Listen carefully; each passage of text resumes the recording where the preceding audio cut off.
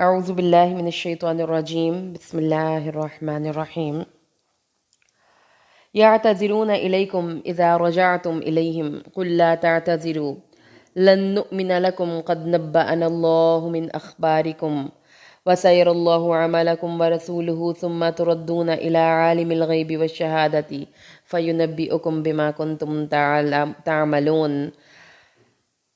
وہ عنقریب بہانے بناتے ہوئے آپ کے پاس آئیں گے، اور جب آپ ان کی طرف آئیں گے تو کہہ دے کہ عذر اور بہانے مت بناؤ، ہم ہرگز تمہارا یقین نہیں کریں گے، بے شک اللہ ہمیں تمہاری کچھ خبریں بتا چکا، اور عنقریب تمہارا عمل اللہ دیکھے گا اور اس کا رسول بھی، پھر تم ظاہر اور پوشیدہ ہر چیز کو جاننے والے کی طرف لوٹائے جاؤ گے تو وہ تمہیں بتائے گا جو کچھ تم کر رہے تھے۔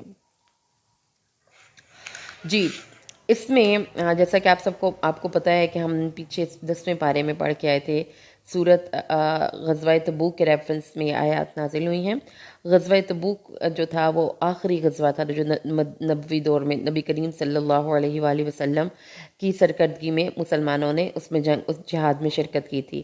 اب اس میں سین یہ ہے کہ مسلمان واپس آ چکے ہیں، مسلمانوں کو کوئی شکست نہیں ہوئی جیسا کہ ان منافقین کا ایک خیال تھا، اور نہ ہی مسلمانوں کو کوئی پریشانی کا سامنا کرنا پڑا ہے۔ تو اللہ تعالیٰ فرماتے ہیں کہ اب یہ ان قریب تمہارے پاس اب لوٹیں گے اور بڑے بہانے بنائیں گے کہ ہم اس وجہ سے نہیں گئے تھے اور اس وجہ سے نہیں گئے تھے، اور مقصد یہ تھا کہ وہ جو ایک ان کو فوائد ملنے والے ہیں، جو انٹرسٹس ملنے والے ہیں اس کے ذریعے آپ کے ساتھ جڑ کر وہ اس کو حاصل کر لیں۔ تو اللہ تعالیٰ فرماتے ہیں کہ ان سے کہیے بہانے مت بنائیں، اللہ تعالیٰ ہمیں بتا چکا ہے کہ آپ کے دلوں میں ایمان نہیں ہے، ان قریب اللہ تمہارا عمل دیکھے گا اور اس کا رسول، پھر تم اللہ عالم الغیب و شہادہ یعنی غیب اور حاضر کے جاننے والے اللہ کی طرف لوٹائے جاؤ گے، پھر وہ تمہیں خبر دے گا جو تم کیا کرتے تھے۔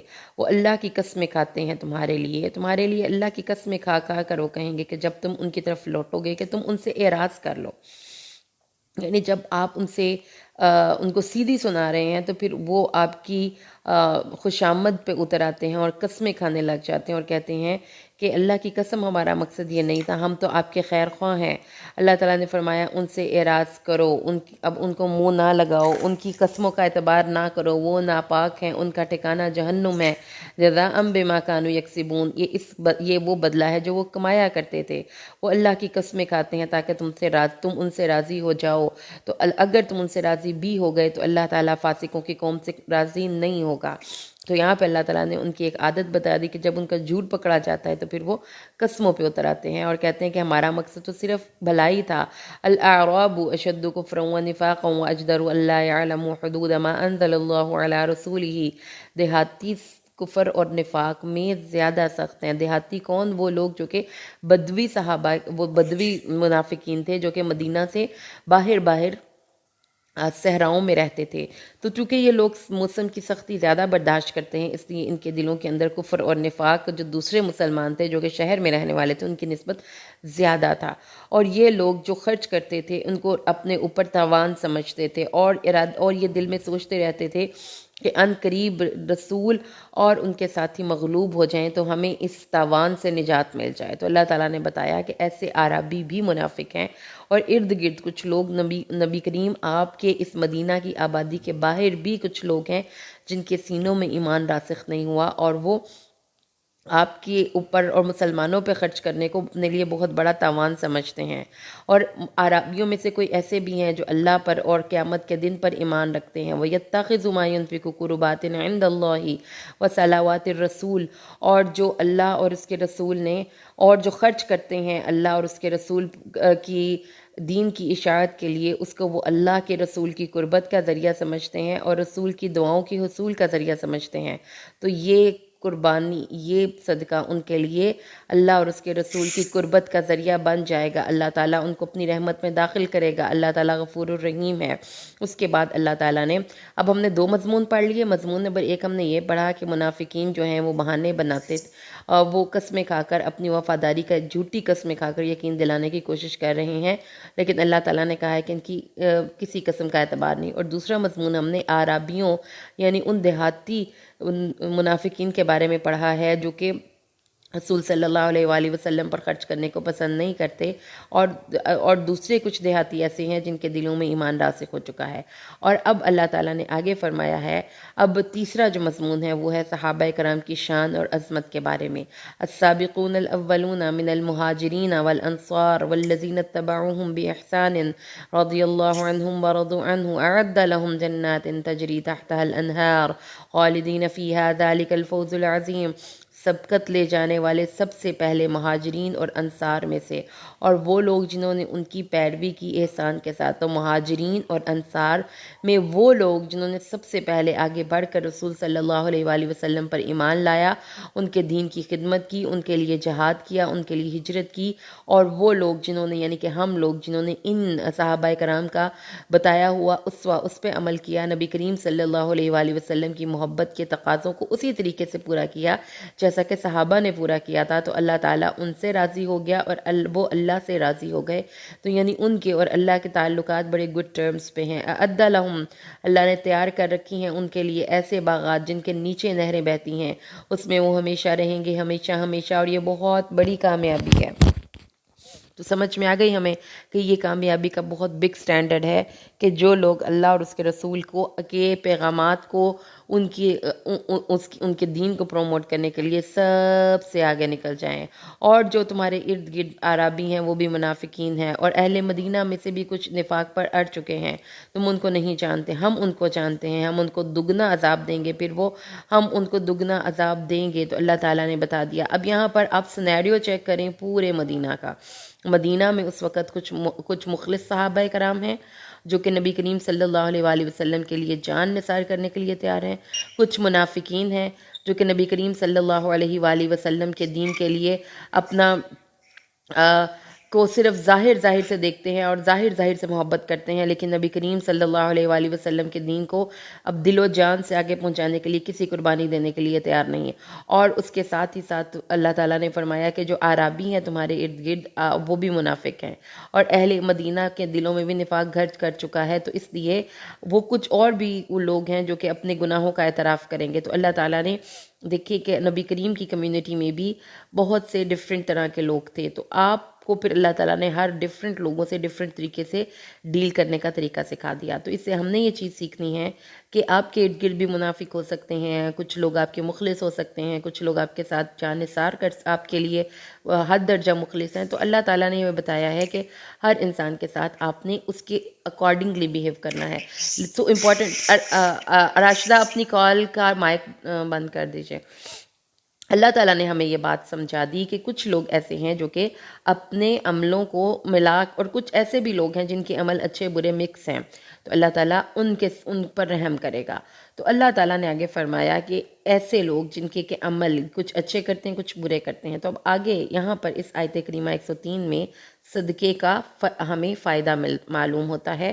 اللہ تعالیٰ نے فرمایا ہے کہ صدقہ کیجئے، یہ ان کے مالوں کو صاف ستھرا کرے گا، اور ان کو خذ من اموالہم صدقۃ تطہرہم وتزکیہم۔ دو لفظ یاد رکھنے ہیں کہ صدقہ جب آپ کرتے ہیں تو اس سے آپ کی اندر کی جو نفاق ہے وہ ختم ہوتا ہے، جو اندر کی بیماریاں ہیں، جو نفرتیں ہیں، جو حسد ہے، جو بغض ہے، وہ ختم ہوتا ہے، اور اس کے ساتھ ساتھ آپ کے مال کی بھی تطہیر ہوتی ہے۔ تو آپ کا تزکیہ بھی ہوتا ہے اور آپ کا مال بھی پاک ہوتا ہے، یعنی آپ کی صدقہ دینا یہ ضروری ہے۔ اور رسول صلی اللہ علیہ وآلہ وسلم کو پھر کہا گیا کہ جب آپ ان سے صدقہ وصول کریں تو ان کے لیے دعائے رحمت کریں، کیونکہ آپ کی دعا ان کے لیے باعث سکون ہوگی۔ اس کے بعد اللہ تعالیٰ نے فرمایا ہے کہ اللہ تعالیٰ اپنے بندوں سے توبہ قبول کر کے ان کے صدقات کو قبول کرتا ہے۔ ابو ہریرہ بیان کرتے ہیں رسول صلی اللہ علیہ وسلم نے فرمایا، بے شک اللہ تعالیٰ صدقہ قبول کرتا ہے اور اسے اپنے دائیں ہاتھ سے لیتا ہے، پھر اسے تمہارے ایک کے لیے پالتا بڑھاتا رہتا ہے، جس طرح کوئی تمہارا اپنی گوڑی کے بچیرے کو پالتا ہے، یہاں تک کہ ایک لقمہ احد پہاڑ کے برابر ہو جاتا ہے۔ تو اللہ تعالیٰ صدقات کو بڑھاتا ہے، اللہ تعالیٰ اس صدقے کی برکت سے آپ کی توبہ قبول کرتا ہے۔ تو اس لیے اللہ تعالیٰ نے ہمیں یہ بتایا کہ رسول صلی اللہ علیہ وسلم اپنے صحابہ سے صدقہ وصول کیجئے، کیونکہ اس سے ان کی زندگیوں میں اللہ کی رحمتیں داخل ہوں گی۔ اور پھر اس کے بعد اللہ تعالیٰ نے آگے فرمایا، دیکھیں والذين اتخذوا مسجدا ضرارا وكفرا وتفريقا بين المؤمنين وإرصادا لمن حارب الله ورسوله من قبل وليحلفن إن أردنا إلا الحسنى والله يشهد إنهم لكاذبون. مسجد زرار کا ذکر آ گیا. مسجد زرار مسجد قباء میں انہوں نے منافقین نے ایک مسجد کی طرز پہ ایک عمارت بنائی تھی اور دعویٰ یہ کیا تھا کہ ہمارے یہاں پر قباء میں مسجد دور تھی، مریض اور ضعیف لوگوں کے لیے دور جانا مشکل ہے مسجد نبوی میں، تو ہم یہاں پر ایک مسجد بنا رہے ہیں. حالانکہ مسجد قباء وہاں پہ آلریڈی موجود تھی، تو ان کا یہ دعویٰ بھی باطل تھا. لیکن وہ در حقیقت اس مسجد کی جو بنیاد تھی وہ تقویٰ پہ نہیں رکھ رہے تھے. وہ اس مسجد کی بنیاد اللہ تعالیٰ کے رسول کی مخالفت میں کے لیے رکھ رہے تھے. اور اگر آپ ان سے پوچھیں کہ آپ نے یہ مسجد کیوں بنائی، تو وہ قسمیں کھا کھا کر کہیں گے کہ ہمارا ارادہ تو بھلائی کا تھا، ان اردنا الا الحسنى، اور لیکن اللہ گواہی دیتا ہے کہ یہ یقیناً جھوٹے ہیں. تو مسجد زرار جو تھی یہ کون تھی؟ یہ کیا تھی؟ ابو عامر راہب ایک شخص تھا جو کہ حنظلہ غسیل الملائکہ کا والد تھا. یہ عیسائی ہو کر ہرکل کے پاس مسلمانوں کے خلاف طاقت اور جنگ کے لیے کمک حاصل کرنے کے لیے گیا تھا. اس نے تجویز دی کہ اپنے علاقے میں مسلمانوں کے خلاف کوئی پلاننگ یا سازش کرنے کے لیے بطور گھات ایک مسجد کی طرز کی عمارت بناؤ جس میں بیٹھ کر ہم پوری پلاننگ کر سکتے ہوں، لیکن ہم لوگوں کو یہ شو کروائیں کہ ہم نے یہ مسجد جو ہے اللہ کے لیے بنائی ہے. تو اللہ تعالیٰ نے ان کے اس غلط عقیدے کا بھانڈا پھوڑ دیا اور نبی کریم صلی اللہ علیہ وآلہ وسلم کے پاس وہ آ کر کہنے لگے کہ اس مسجد کا افتتاح کر دیجئے. آپ اس وقت تبوک کے لیے روانہ ہو رہے تھے، تو آپ نے کہا کہ میں آ کر اس مسجد میں نماز پڑھوں گا. لیکن جب وہ آئے تو اللہ تعالیٰ نے اپنے نبی کو بتا دیا کہ اس مسجد کی حقیقت کیا ہے، تو آپ نے اس مسجد کو ڈیمالش کروا دیا. اللہ تعالیٰ نے فرمایا کہ اس مسجد میں کبھی بھی کھڑے نہیں ہونا. وہ مسجد جس کی بنیاد تقویٰ پر رکھی گئی ہو پہلے دن سے، اس میں آپ نے کھڑے ہونا ہے، یعنی مسجد قباء میں. اس مسجد میں وہ لوگ ہیں جو کہ جو پاک صاف رہنا پسند کرتے ہیں. تو دین اسلام کی امتیازی شان ہے صفائی ستھرائی، اور اللہ تعالیٰ بھی مطہرین یعنی کہ صاف ستھرا رہنے والوں کو پسند کرتا ہے. تو گندگی کسی بھی حوالے سے ناپسندیدہ عمل ہے. خاص طور پر اگر آپ کے منہ سے یا آپ کے باڈی کے کسی پارٹ سے اسمیل آتی ہے تو اپنے آپ کو صاف ستھرا کریں، کیونکہ اللہ تعالیٰ کے فرشتوں کو بھی گندگی سے پریشانی ہوتی ہے. تو اسی لیے نبی کریم صلی اللہ علیہ وآلہ وسلم جب مسجد جاتے تھے تو پیاز یا لہسن اس طرح کی کوئی چیز جس کی اسمیل ہوتی ہے وہ نہیں کھاتے تھے، اور کیونکہ آپ فرماتے ہیں کہ اس سے فرشتوں کو پریشانی ہوتی ہے. تو اس میں صفائی ستھرائی کا خاص طور پہ خیال رکھنا ہے. تو یہاں پہ بھی اللہ تعالیٰ نے پھر آگے بتایا کہ وہ مسجد جس کی وہ بنیاد، وہ عمارت جس کی بنیاد اللہ کے تقویٰ اور رضامندی پر رکھی گئی ہو، تو آپ کو ایک بات اپنے دل میں بیٹھا لینی ہے کہ عمل کا خلوص اور خلوص نیت کسی بھی کام کی اپروول کے لیے اللہ کے نظر میں ضروری ہے. آپ نے اگر خلوص نیت سے کوئی بھی کام کیا تو اس میں کوانٹٹی میٹر نہیں کرتی، آپ کی کوالٹی میٹر کرتی ہے.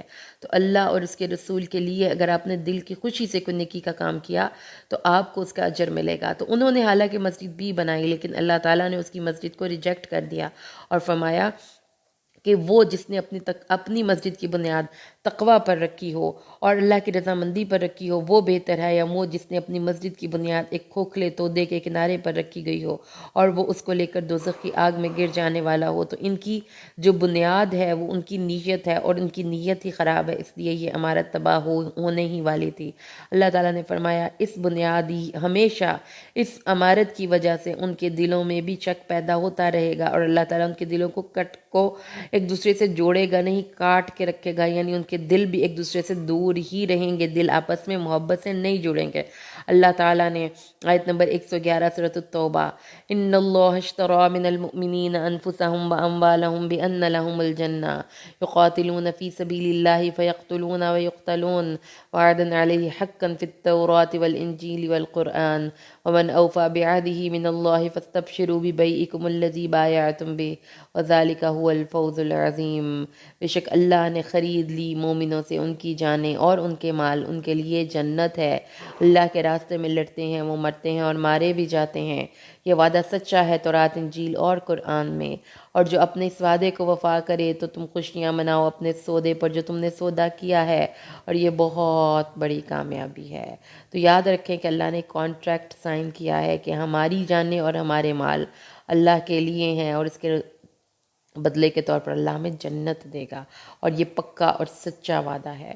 اور پھر اللہ تعالیٰ نے پورٹ فولیو ریڈی کیا، خصوصیات بتائیں، التائبون العابدون الحامدون، توبہ کرنے والے، عبادت گزار، اللہ کی حمد و ثنا کرنے والے، سحری کے وقت روزہ رکھنے والے، رکوع کرنے والے اور سجدہ کرنے والے، نمازیں پڑھنے والے، اور نیکی کا حکم دینے والے اور برائی سے روکنے والے، اور اللہ کی حدود کی حفاظت کرنے والے، ایسے لوگوں کو خوشخبری ملتی ہے۔ تو جو ہماری عمارتیں ہیں، ہمارے بڑے بڑے بلڈنگز ہیں، ان کی بنیاد پر ترقیاں نہیں ہوا کرتی۔ ترقی کے لیے انسانوں کا اچھا ہونا ضروری ہے، انسانوں کو اپنی ذات کی کردار کے اندر ان خصوصیات کا پیدا کرنا ضروری ہے جس کی بنیاد پر قومیں اور معاشرے ترقی کرتے ہیں، اور نہیں ہے نبی کے لیے اور ان لوگوں کے لیے۔ اب دیکھیں کہ رسول صلی اللہ علیہ وسلم کو پھر اللہ تعالیٰ نے یہ بات سمجھا دی کہ جب ابو طالب اس دنیا سے جا رہے تھے، اب تو اس وقت مسیب بن حزن فرماتے ہیں کہ جب ابو طالب کی وفات کا وقت آیا تو رسول صلی اللہ علیہ وسلم اس کے پاس آئے، اس کے پاس ابو جہل بن ہشام، عبداللہ بن امیہ بن مغیرہ کو پایا۔ رسول اللہ نے ابو طالب سے کہا، اے چچا، لا الہ الا اللہ کہہ دو، میں اللہ کے پاس اس کلمے کی شہادت دوں گا۔ تو ابو جہل اور عبداللہ بن امیہ نے ابو طالب سے کہا، کیا تو عبد المطلب کے دین سے منہ موڑ رہا ہے؟ رسول ان کے سامنے یہی کلمہ پیش کرتے رہے اور وہ دونوں اپنی بات دہراتے رہے، یہاں تک کہ مرتے وقت آخری بات جو ابو طالب نے کہی وہ کیا تھی؟ علی ملتی عبد المطلب، میں عبد المطلب کے دین پر مر رہا ہوں۔ اس نے لا الہ الا اللہ کہنے سے انکار کیا۔ تو رسول صلی اللہ علیہ وسلم نے فرمایا، اللہ کی قسم میں تیرے لیے استغفار کرتا رہوں گا جب تک کہ مجھے منع نہ کر دیا گیا۔ اس پر یہ آیت نازل ہوئی کہ رسول صلی اللہ علیہ وسلم اور ان لوگوں کے لیے جو ایمان لائے کبھی جائز نہیں کہ وہ مشرکوں کے لیے بخشش کی دعا کریں، خواہ وہ قرابت دار ہوں، اس کے بعد کہ ان کے لیے صاف ظاہر ہو گیا ہے کہ وہ جہنمی ہیں۔ اور ابراہیم کا اپنے باپ کے لیے بخشش مانگنا تو ایک وعدے کی وجہ سے تھا جو اس سے کیا تھا، پھر جب اس کے لیے واضح ہو گیا کہ وہ اللہ کا دشمن ہے تو وہ اس سے بے تعلق ہو گیا۔ بے شک ابراہیم بہت نرم دل اور بڑا بردبار تھا۔ تو کوئی یہ کہے کہ حضرت ابراہیم نے اپنے باپ کے لیے استغفار کی تھی، تو اس کے جواب میں پھر اللہ تعالیٰ نے فرمایا کہ یہ مشرک باپ سے وعدہ اس وقت کیا تھا جب ان کو یہ معلوم نہیں تھا کہ اللہ تعالیٰ نے اس بات سے ان کو منع کر دیا ہے۔ جب اللہ نے ان کو منع کر دیا تو پھر اس کے بعد انہوں نے اپنے باپ سے کے لیے استغفار نہیں کی۔ اللہ تعالیٰ نے بتایا ہے کہ نبی صلی اللہ علیہ وسلم کسی مشرک کے لیے دعا نہیں کر سکتے، اللہ کے نبی کی دعا سے کسی مشرک کی بخشش نہیں ہوگی، تو اس لیے شرک سے برات ضروری ہے۔ جو بھی بندہ شرک سے برات کرتا ہے تو اللہ تعالیٰ اس کے لیے اللہ تعالیٰ کے دربار میں اس کے لیے بخشش ہے۔ ان اللہ لہ ملک السماوات والارض، اللہ کے لیے زمین و آسمان کی بادشاہت ہے، وہی زندہ کرتا ہے اور مارتا ہے۔ وما لکم من دون اللہ من ولی ولا نصیر، اور اللہ کے لیے اللہ کے علاوہ تمہارا کوئی دوست اور کوئی مددگار نہیں ہے۔ اللہ تعالیٰ نے نبی کی توبہ قبول کی، یقیناً اللہ نے اپنے نبی پر مہربانی کے ساتھ توجہ فرمائی، اور مہاجرین اور انصار پر بھی جو ساعت الاسرہ میں آپ کے ساتھ رہے۔ یہ ساعت الاسرہ کیا تھی؟ جیسا کہ آپ سب کو پتہ ہے کہ ہم نے پیچھے بڑی ڈیٹیل میں پڑھا کہ غزوہ تبوک جو تھا وہ بہت تنگی کی گھڑی تھی، یعنی شدید گرمی کا موسم تھا، قحط سالی تھی، فصلیں پکنے والی تھی، بے سر و سامانی کی حالت تھی، 600 کلومیٹر کا طویل اور پرمشقت سفر سامنے تھا، اور 10 آدمیوں کے لیے صرف ایک اونٹ تھا، سواریوں، زیادہ راہ اور پانی تینوں کی سخت تنگی تھی۔ چنانچہ اس وقت بعد سچے مخلص مسلمان بھی جہاد پر روانہ ہونے سے گھبرانے لگے۔ آخر ان کے ایمان کی پختگی ان کے نفس پر غالب آئی اور وہ پورے عزم کے ساتھ جہاد پر نکل کھڑے ہوئے۔ یہاں اللہ کی مہربانی سے مراد یہ ہے کہ اللہ نے اس گھبراہٹ کے عالم میں انہیں روانگی کے لیے ہمت اور جرت عطا فرمائی اور ان کے دل میں آنے والے خطرات بھی معاف فرما دیے۔ اور یہ اللہ نے اپنے نبی صلی اللہ علیہ وسلم کو فرمایا کہ اللہ نے مومنوں، مہاجرین اور انصار ان سب پر مہربانی فرمائی اور ان کی توبہ قبول فرما لی جنہوں نے ساعت العسرہ میں اس سفر پر جانے کا آغاز کیا تھا، اور وہ 3 مسلمان بھی جن کا معاملہ موقوف رکھا گیا تھا، یہاں تک کہ جب زمین ان پر تنگ ہو گئی باوجود اس کی فراخی کے، اور ان پر ان کی جانیں بھی تنگ ہو گئیں، اور ان کو معلوم ہو گیا کہ یقیناً اللہ سے پناہ کی جگہ کوئی اس کے علاوہ نہیں، پھر اللہ نے ان کے ساتھ میں ان پر مہربانی کے ساتھ توجہ فرمائی۔ یہ 3 اشخاص کون تھے؟ یہ 3 صحابہ تھے، کعب بن مالک، مرارہ بن ربیع اور ہلال بن امیہ۔ اس سے قبل تقریباً ہر غزوے میں یہ شریک ہوتے رہے۔ اس غزوہ تبوک میں صرف سستی کی وجہ سے شریک نہیں ہو سکے۔ بعد میں انہیں اپنی غلطی کا احساس ہوا تو سوچا کہ ایک غلطی پیچھے رہنے کی تو ہو ہی گئی ہے، لیکن اب منافقین کی طرح رسول صلی اللہ علیہ وسلم کی خدمت میں جھوٹا عذر پیش کرنے کی غلطی نہیں کریں گے۔ چنانچہ حاضر خدمت ہو کر اپنی غلطی کا اعتراف کر لیا اور اپنے آپ کو سزا کے لیے پیش کر دیا۔ نبی صلی اللہ علیہ وسلم نے ان کے معاملے کو اللہ کے سپرد کر دیا کہ وہی ان کے بارے میں کوئی حکم نازل فرمائے گا۔ اس دوران میں آپ نے تمام صحابہ کو ان سے بائیکاٹ کا حکم دے دیا، یہاں تک کہ بات چیت سے بھی روک دیا گیا، اور 40 راتوں کے بعد حکم دیا گیا کہ وہ اپنی بیویوں سے بھی دور رہیں۔ یہ وہ وقت تھا جس کا نقشہ اللہ نے ان جملوں میں کھینچا ہے کہ زمین اپنی وسعت کے باوجود ان پر تنگ ہو گئی اور خود ان کی جانیں ان پر تنگ ہو گئیں، اور انہوں نے یقین کر لیا کہ بے شک اللہ سے پناہ کی کوئی جگہ اس کے جناب کے سوا نہیں۔ آخر مزید 10 دن گزرنے کے بعد، یعنی 50 دن گزرنے کے بعد، اللہ نے ان کی توبہ قبول کر لی، اور اللہ تعالیٰ توبہ قبول کرنے والا ہے۔ تو اللہ تعالیٰ ہی توبہ قبول کرتا ہے، لیکن بعض گناہ ایسے ہوتے ہیں جن کی آپ کو پہلے سزا بھگتنی پڑتی ہے، آپ کو کفارہ دینا پڑتا ہے۔ تو اس لیے اللہ تعالیٰ نے فرمایا کہ اس کفارے کے بعد جب ان کے دلوں سے وہ جو ڈیلے کرنا تھا نا، جو سستی کرنی ہے، یہ 2 چیزیں ذہن میں رکھیے کہ اپنی زندگی میں آپ السابقون الاولون ہوں گے، السابقون السابقون ہوں گے، جو سب سے آگے بڑھ جانے والے ہیں، اور یہ اولئک المقربون، یہ اللہ کے قریب جگہ پائیں گے، اور جو پیچھے رہ جانے والے ہیں وہ پیچھے ہی رہ جانے والے ہوتے ہیں، پھر اللہ ان کو پیچھے کر دیتا ہے۔ تو جب انہوں نے اپنی سستی کی وجہ سے جہاد سے پیچھے رہ گئے تو 50 دن تک ان پر اللہ تعالیٰ نے ناراضگی کا اظہار کیا اور پھر ان کی توبہ قبول کی۔ اس لیے آگے جو آیت نمبر 120 ہے، اس کو ذرا دھیان سے سنیے گا۔ اللہ تعالیٰ فرماتے ہیں مدینہ والوں کا اور ان کے ارد گرد جو بدوی تھے، اس کا حق نہ تھا کہ وہ رسول اللہ سے پیچھے رہتے، اور نہ یہ کہ اپنی جانوں کو ان کی جان سے زیادہ عزیز رکھتے۔ یہ اس لیے تھا کہ وہ اللہ کے راستے میں انہیں نہ کوئی پیاس پہنچتی ہے، نہ کوئی تکان اور نہ کوئی بھوک، اور نہ وہ کسی ایسی جگہ پر قدم رکھتے ہیں جو کافروں کو غصہ دلائے، اور نہ کسی دشمن سے کوئی کامیابی حاصل کرتے ہیں، مگر اس کے بدلے ان کے لیے ایک نیک عمل لکھ دیا جاتا ہے۔ تو اللہ تعالیٰ نے بتایا ہے کہ جو بھی اللہ کے راستے میں جہاد کرنے والے لوگ ہیں، ان کو ان کی پیاس پہ بھی اجر ملتا ہے، ان کو ان کی تھکاوٹ پہ بھی اجر ملتا ہے، ان کو ان کے قدم پہ پڑنے والی دھول پہ بھی اجر ملتا ہے۔ ایک ایک عمل کے بدلے میں ان کی نیکی لکھ لی جاتی ہے۔ تو آپ سوچیں کہ ایسی کون سی جاب ہے جو کہ انسان کو اتنے چھوٹے چھوٹے کاموں پر بھی پے کرتی ہے، سوائے اللہ کے راستے میں کوشش کے ایسی کوئی اور جاب نہیں ہے۔ تو اس لیے جو بھی اللہ کے راستے میں کوشش کرتا ہے وہ کانفیڈنس کے ساتھ کوشش کرے کہ یہ بڑی ہی اعلیٰ جاب ہے جو وہ کر رہا ہے، اگرچہ کہ لوگ اس کے لیے اس جاب کو اعلیٰ نہ سمجھے۔ تو اللہ تعالیٰ نے فرمایا کہ جو اہل مدینہ تھے ان کو یہ لائق نہیں تھا کہ وہ پیچھے رہتے، حالانکہ انہوں نے بہت بڑا اجر کا موقع گوا دیا، ان کو بہت اجر ملنا تھا۔ تو ہم بہت سے موقعوں پر تھکتے ہیں میرے پیارے معزز لسنرز، ایسا نہیں ہوتا کہ ہم اپنی پوری زندگی میں کبھی تھکے نہ ہوں، لیکن کیا اللہ کے لیے بھی ایسے تھکے ہیں اور اس کے لیے بھی اتنی کوشش کی ہے؟ اگر تو کی ہے تو آپ کو آپ کی ہر کوشش پہ اجر ملے گا۔ اور اللہ تعالیٰ نے فرمایا اور نہ ہی وہ کوئی چھوٹا خرچ کرتے ہیں، نہ کوئی بڑا خرچ کرتے ہیں، اور نہ ہی کوئی وہ وعدی طے کرتے ہیں، یعنی اللہ کے راستے میں ان کے لیے ہر عمل کے بدلے میں ایک نیکی لکھ لی جاتی ہے۔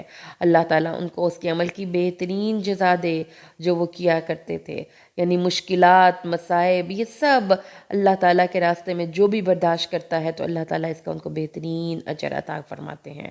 اور مومنوں کے لیے لائق نہیں تھا کہ وہ سب کے سب نکل کھڑے ہوتے، تو پھر ہر ایک بستی میں سے کچھ ایسے لوگ کیوں نہ ہوئے جو دین کا فقہ حاصل کر کے اپنے لوگوں کو آ کر ڈراتے۔ تو یہ بھی ایک ریکمینڈڈ جاب ہے کہ اللہ کے راستے میں اللہ کے دین کو سمجھ کر اپنے لوگوں کو آ کر ڈرانا ہے، اور اللہ تعالیٰ ایسے لوگوں کو پسند کرتے ہیں۔ اس کے بعد اللہ تعالیٰ نے فرمایا اے لوگوں جو ایمان لائے ہو، ان لوگوں سے ڈرو جو ان لوگوں سے لڑو جو کافر ہیں، اور انہیں تمہیں بڑی سختی معلوم ہونی چاہیے، اور جب کوئی صورت نازل ہوتی ہے تو آپس میں ایک دوسرے کو دیکھتے ہوئے کھسک جاتے ہیں اور مذاق میں کہتے ہیں کہ اب کس کا ایمان بوسٹ رہا ہے، یہ کس کا ایمان زیادہ ہوا۔ تو اللہ فرماتے ہیں کہ اس کتاب کی آیات سے مومنین کا ایمان زیادہ ہوتا ہے اور کافروں کی گندگی پر گندگی میں اضافہ ہوتا ہے۔ تو اس لیے اللہ تعالیٰ نے یہ بات ہمیں بتائی کہ کتاب اللہ کا اثر دو مختلف لوگوں پر مختلف طریقوں سے ہوتا ہے۔ پھر سورۃ التوبہ کی آیت نمبر 128، لَقَدْ جَاءَكُمْ رَسُولٌ مِّنْ أَنفُسِكُمْ عَزِيزٌ عَلَيْهِ مَا عَنِتُّمْ حَرِيصٌ عَلَيْكُمْ بِالْمُؤْمِنِينَ رَءُوفٌ رَحِيمٌ، تمہارے پاس رسول آ چکا، رسول صلی اللہ علیہ وسلم کی ایک امتیازی شان ہے کہ آپ نرم دل تھے، نرم گفتار تھے، آپ کی طبیعت میں ایک مخصوص نرمی تھی، اور آپ دوسرے انسانوں کے بھلائی کے لیے بہت حریص تھے۔ تو یہ نبی کریم صلی اللہ علیہ وسلم کی سنت بار بار قرآن میں آپ پڑھ کے آئے ہیں کہ نبی صلی اللہ علیہ وآلہ وسلم بحیثیت ایک لیڈر اپنی ٹیم کے لیے بہت شفیق تھے، بہت مہربان تھے، اور آپ کی گفتگو بھی بہت ہی نرم تھی، اور آپ کا دل بہت نرم تھا، اور آپ اپنی ٹیم کے لوگوں کے لیے، اپنے صحابہ کرام کے لیے، اپنی امت کے لیے بہت خیر خواہ تھے، اور ان کے لیے بہت زیادہ دعائیں کرنے والے تھے۔ تو یہ سنت سمجھ کر آپ نے یہ چیز اپنے اندر اڈاپٹ کرنی ہے، اس نے گفتار اور دل کی نرمی، کیونکہ رسول صلی اللہ علیہ وسلم نے فرمایا ہے کہ جس کو نرمی دے دی گئی اس کو خیر کثیر، بہت بڑی خیر عطا ہو گئی۔ اور اللہ نے آگے فرمایا ہے فَإِن تَوَلَّوْا، اگر وہ منہ پھیر لیں، فَقُلْ حَسْبِيَ اللَّهُ، تو کہہ دیجئے کہ مجھے اللہ کافی ہے، لا الہ الا ہو، اس کے علاوہ اور کوئی معبود نہیں، میں اسی پر بھروسہ رکھتا ہوں، اور اللہ رب عرش عظیم کا مالک ہے۔ اور رسول صلی اللہ علیہ وسلم نے دو چیزیں اس میں ہمیں پتہ چلی ہیں کہ جس کو اللہ کافی ہو جائے پھر اس کو کسی سے ڈرنا نہیں چاہیے اور اللہ پر بھروسہ کرنا چاہیے۔ وَمَن يَتَّقِ اللَّهَ وَمَن يَتَّقِ اللَّهَ يَجْعَلْهُ مِنْ حَيْثُ، اللہ تعالیٰ جو اللہ سے ڈرتا ہے اس کو يَرْزُقْهُ مِنْ حَيْثُ لَا يَحْتَسِبُ، اس کو وہاں سے رزق ملتا ہے جہاں سے اس کو گمان بھی نہیں ہوتا، اور جو اللہ سے ڈرتا ہے فَهُوَ حَسْبُهُ، تو اللہ اس کو کافی ہو جاتا ہے، اللہ تعالیٰ اس کا دوست بن جاتا ہے، اللہ تعالیٰ اس کا وکیل بن جاتا ہے، اور جو اللہ پر بھروسہ کرتا ہے تو اللہ اس کے ہاتھ پاؤں اور آنکھیں بن جاتا ہے۔ تو اللہ پر بھروسہ کرنے والے جو اللہ کے علاوہ کسی کو دوست بناتے ہیں تو ان کی مثال مکڑی کے گھر جیسی ہے۔ وہ لوگ جنہوں نے اللہ کے علاوہ دوست بنائے ان کی مثال کمثل العنکبوت اتخذت بیتا وان اوہن البیوت لبیت العنکبوت، ایک مکڑی کے گھر جیسی ہے، اور سب گھروں میں سب سے ہلکا گھر اور سب سے بوگس گھر اور سب سے بودا گھر مکڑی کا گھر ہے، کاش کہ وہ جانتے ہوتے۔ آگے اللہ تعالیٰ نے سورۃ یونس کا آغاز کرتے ہیں ہم۔ اعوذ باللہ من الشیطان الرجیم، بسم اللہ الرحمن الرحیم، الف لام را، تلک آیات الکتاب الحکیم، یہ کمال حکمت والی کتاب کی آیتیں ہیں۔ کیا لوگوں کے لیے اس بات میں کوئی تعجب ہو گیا کہ ہم نے ایک انسان کی طرف وحی کی کہ لوگوں کو ڈراؤ، خوشخبری سناؤ اور اپنے رب کے عذاب سے پہلے ڈراؤ؟ اور کافروں نے کہا یہ تو جادو ہو گیا۔ ان ربکم اللہ الذی خلق السماوات والارض فی ستۃ ایام ثم استوى علی العرش یدبر الامر ما من شفیع الا من بعد اذنہ ذلکم اللہ ربکم فاعبدوه افلا تذکرون۔ تمہارا رب تو اللہ ہے۔ کون اللہ؟ تمہارا رب وہ اللہ ہے الذی، جس نے خلق السماوات والارض فی ستۃ ایام، 6 دنوں میں زمین و آسمان کو یا 6 وقفوں سے بنایا۔ پھر اللہ عرش پر مستوی ہوا۔ اللہ تعالیٰ تدبیر کرتا ہے سب کاموں کی، اللہ تعالیٰ کی اذن کے بغیر کوئی سفارش نہیں کر سکتا۔ تو اللہ اپنی ذات کا تعارف کروا رہا ہے کہ عرش کا مالک ہے اور اللہ طاقتوں والا ہے، اور اللہ کے سامنے کوئی کسی کی سفارش اس کے حکم کے بغیر نہیں کر سکتا۔ یہ اللہ ہے، تمہارا رب ہے، تو اسی کی عبادت کرو، اسی کی طرف تم سب کا لوٹ کر جانا ہے، یہ اللہ کا وعدہ ہے۔ وہی مخلوق کو نئے سرے سے پیدا کرتا ہے اور وہی اس مخلوق کو دوبارہ بھی پیدا کرے گا، مر کر مٹی ہڈیاں بھی گل سڑ جائیں گی تو اللہ اس کو پیدا کرے گا، تاکہ ان لوگوں کو جنہوں نے ایمان لا کر نیک اعمال کیے ان کو انصاف کے ساتھ بدلہ دے، اور وہ لوگ جو کافر ہوئے ان کے لیے گرم پانی سے پینا ہے۔ اللہم لا تجعلنا منہم برحمتک، اللہ تعالیٰ نے عدم سے وجود بخشا، یاد رکھیے گا، اس کے لیے مر کر دوبارہ اٹھانا کوئی مشکل نہیں ہے۔ اللہ تعالیٰ انسانوں کو دوبارہ کیوں پیدا کرے گا؟ تاکہ انسان دیکھ لیں کہ جو انہوں نے آگے عمل کیے ہیں وہ کیا ہیں۔ تو قیامت کا وجوب ہے یہاں پر، اللہ تعالیٰ نے فرمایا، اور وہ لوگ جو کافر ہوئے ان کے لیے گرم کھولتا ہوا پانی ہوگا۔ هو الذی جعل الشمس ضیاء، اللہ وہ ذات ہے جس نے سورج کو روشن بنایا اور چاند کو۔ سورج اس زمین کے لیے ایک گرم دہکتا ہوا آگ کا گولا ہے، اس میں حدت بھی ہے اور حرارت بھی ہے اور روشنی بھی ہے، اور اسی کی بنیاد پر زمین پر زندگی ہے کہ پودے اسی کے ذریعے اپنی خوراک بناتے ہیں اور پھر پورے فوڈ چینز چلتی ہیں۔ اور اللہ تعالیٰ نے فرمایا کہ سورج اس زمین کے لیے ضروری تھا، اور لیکن اللہ تعالیٰ نے چاند کو بھی اس کے ساتھ کاؤنٹر پہ رکھا، ٹھنڈی، اور اس کی ٹھنڈی روشنی رکھی ہے۔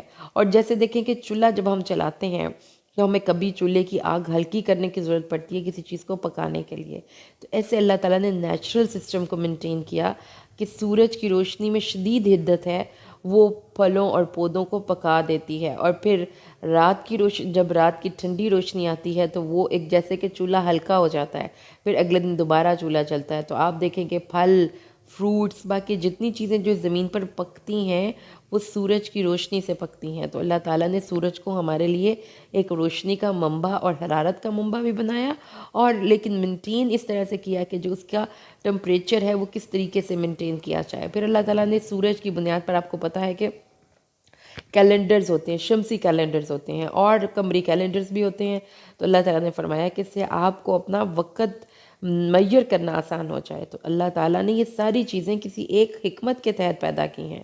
پھر اللہ تعالیٰ نے رات اور دن کا اختلاف لایا، یعنی رات اور دن دونوں ایک دوسرے کے اپوزٹ ہیں، اور یہ بھی اللہ کی قدرت کی نشانیاں ہیں۔ اور اللہ تعالیٰ نے زمین و آسمان کی جو بھی پیدا کیا اس میں تمہارے لیے نشانیاں ہیں۔ تو آپ اب دیکھیں کہ رات کے ہارمونز اور دن کے ہارمونز، اور اس کے بعد رات کے وقت جو انسان کے لیے اسرار ہیں، اور رات میں جو سکون ہے اور جو رات کی ایک اپنی خصوصیت ہے آپ دیکھیں، اور اس کے بعد رات اور دن کا بڑا اور چھوٹا ہونا دیکھیں، ان کا جو میتھمیٹیکل ان کو بڑا ہونا اور چھوٹا ہونا دیکھیں تو آپ حیران رہ جائیں گے کہ یہ کائنات کا نظام کس قدر مینجڈ ہے، اور کس طرح سے اللہ تعالیٰ نے میتھمیٹیکلی ان کو پورے اندازے سے بڑا اور چھوٹا کرتا ہے۔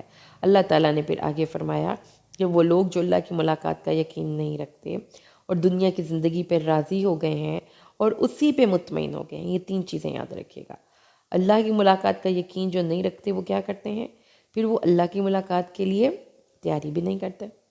جس سے ملاقات کے لیے تیاری نہیں کرتے تو پھر ان کی ساری انرجیز دنیا میں لگ جاتی ہیں، پھر وہ دنیا کی اچیومنٹس پہ ہی خوش ہو جاتے ہیں کہ جو انہوں نے حاصل کرنا ہے وہ دنیا میں ہی حاصل کرنا ہے۔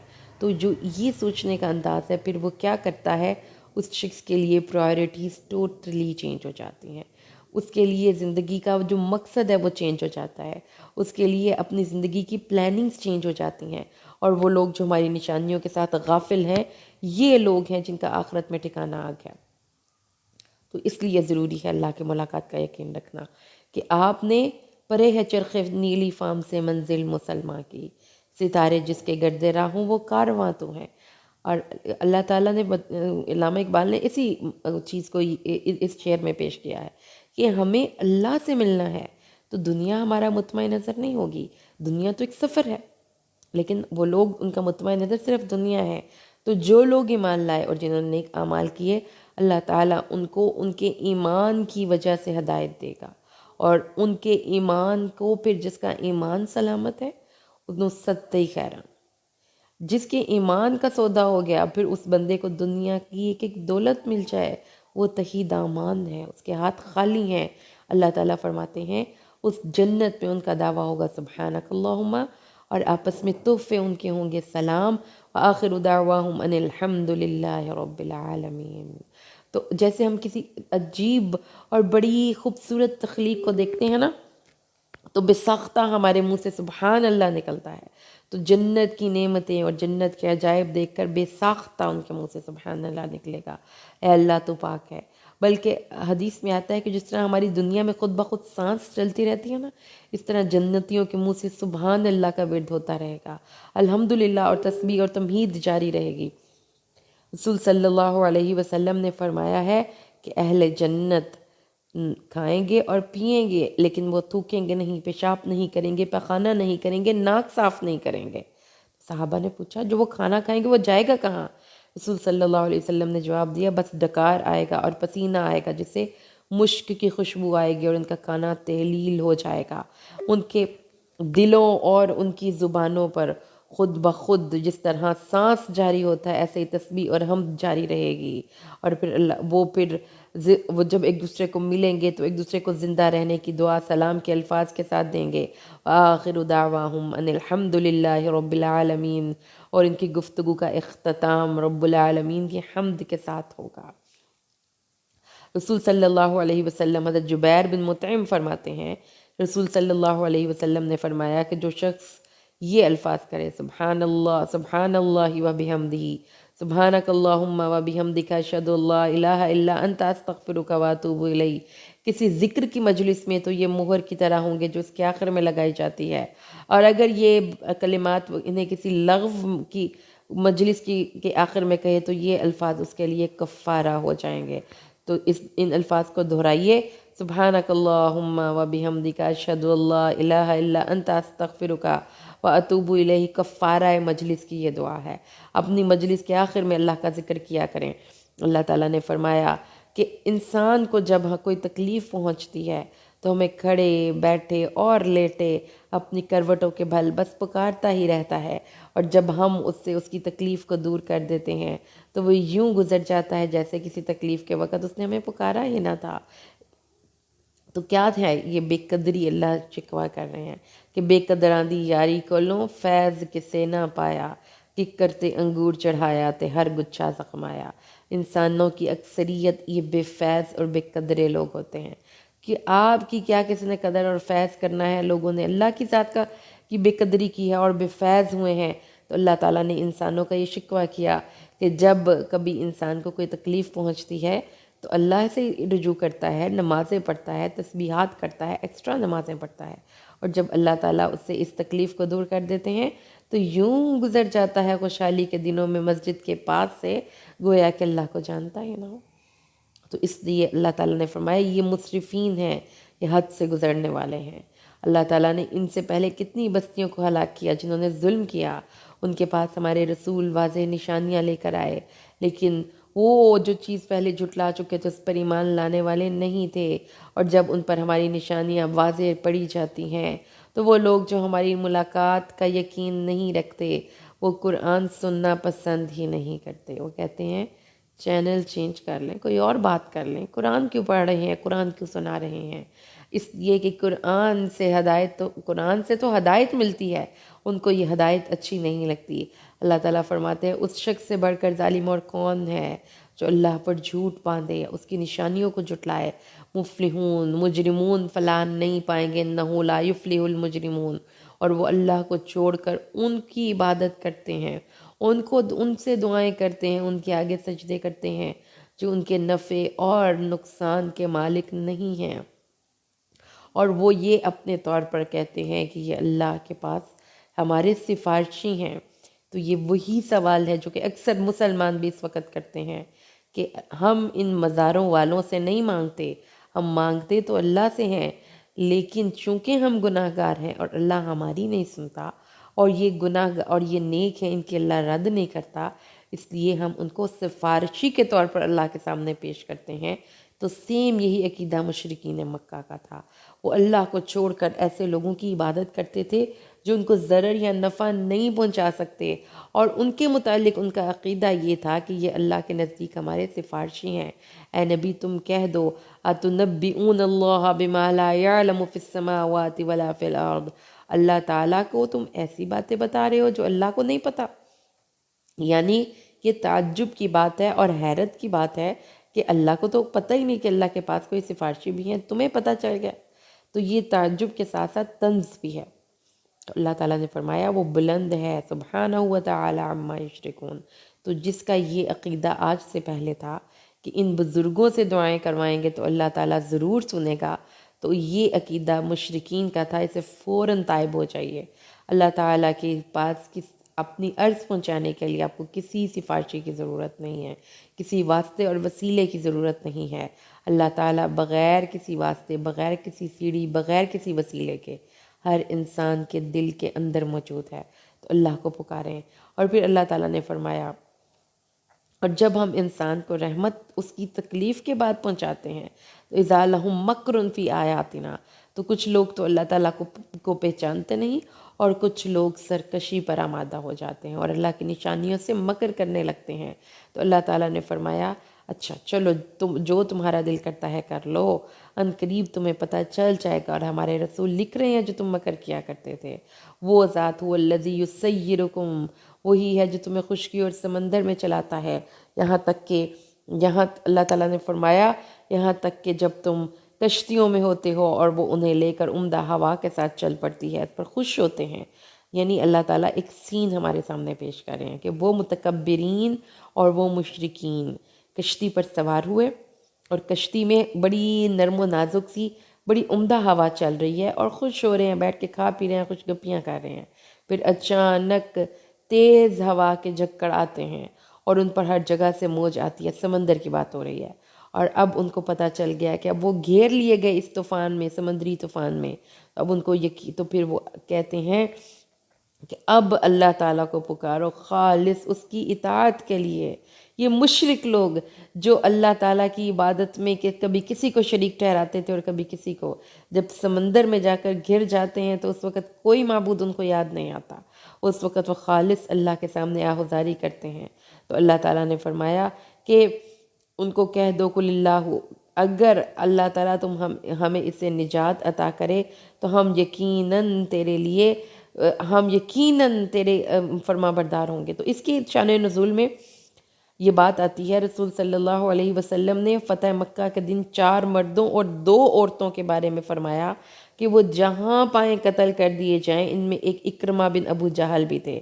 اکرمہ نے جب یہ سنا تو سمندر کے راستے راہ فرار اختیار کی، لیکن جب سفر شروع ہوا تو کشتی والوں کو تند و تیز ہوا نے آ لیا۔ لوگ اپنے اپنے خداؤں کو پکارنے لگے، تو جو کشتی کے بادبان تھے، کشتی کے ملاح تھے، انہوں نے کہا آج خالص اللہ کو پکارو، کیونکہ اس وقت تمہارے خود ساختہ معبود تمہارے کچھ کام نہیں آئیں گے۔ اکرمہ نے دل میں کہا اللہ کی قسم، اگر سمندر میں نجات صرف اللہ کی ذات دے سکتی ہے تو پھر خشکی میں بھی اس کے سوا کوئی نجات نہیں دے سکتا۔ تو اے اللہ، اگر تو نے مجھے اس طوفان سے نجات دے دی تو میں تجھ سے عہد کرتا ہوں کہ محمد کے پاس جا کر اپنا ہاتھ ان کے ہاتھ میں دے دوں گا۔ تو اس کے بعد پھر حضرت اکرمہ بن ابو جہل جو تھے وہ صحابی رسول بن گئے۔ تو اللہ تعالیٰ نے بتایا کہ سمندر میں اللہ کو پکارتے ہو تو خشکی میں بھی صرف وہی تمہاری دعائیں سنتا ہے۔ تو یا ایہا الناس، اے انسانوں، یہ صرف تو تھوڑا سا دنیا کی زندگی کا فائدہ ہے، جو بغاوتیں، جو تم نے سرکشیاں کرنی ہیں کر لو۔ جب ہمارا امر آئے گا اور ہمارے فرشتے آئیں گے تو پھر تو نہیں ہو سکتا کہ تم اپنی مرضی کی زندگیاں گزارو، پھر تمہیں ہمارے فیصلوں کے آگے سر جھکانا ہی ہوگا۔ آگے آیت نمبر 24، انما مثل الحیات الدنیا، دنیا کی زندگی کی مثال قرآن سے پڑھیے۔ دنیا کی زندگی کی مثال تو بس اس پانی کی سی ہے جسے ہم نے آسمان سے اتارا تو اس کے ساتھ زمین سے اگنے والی چیزیں خوب رل مل گئیں۔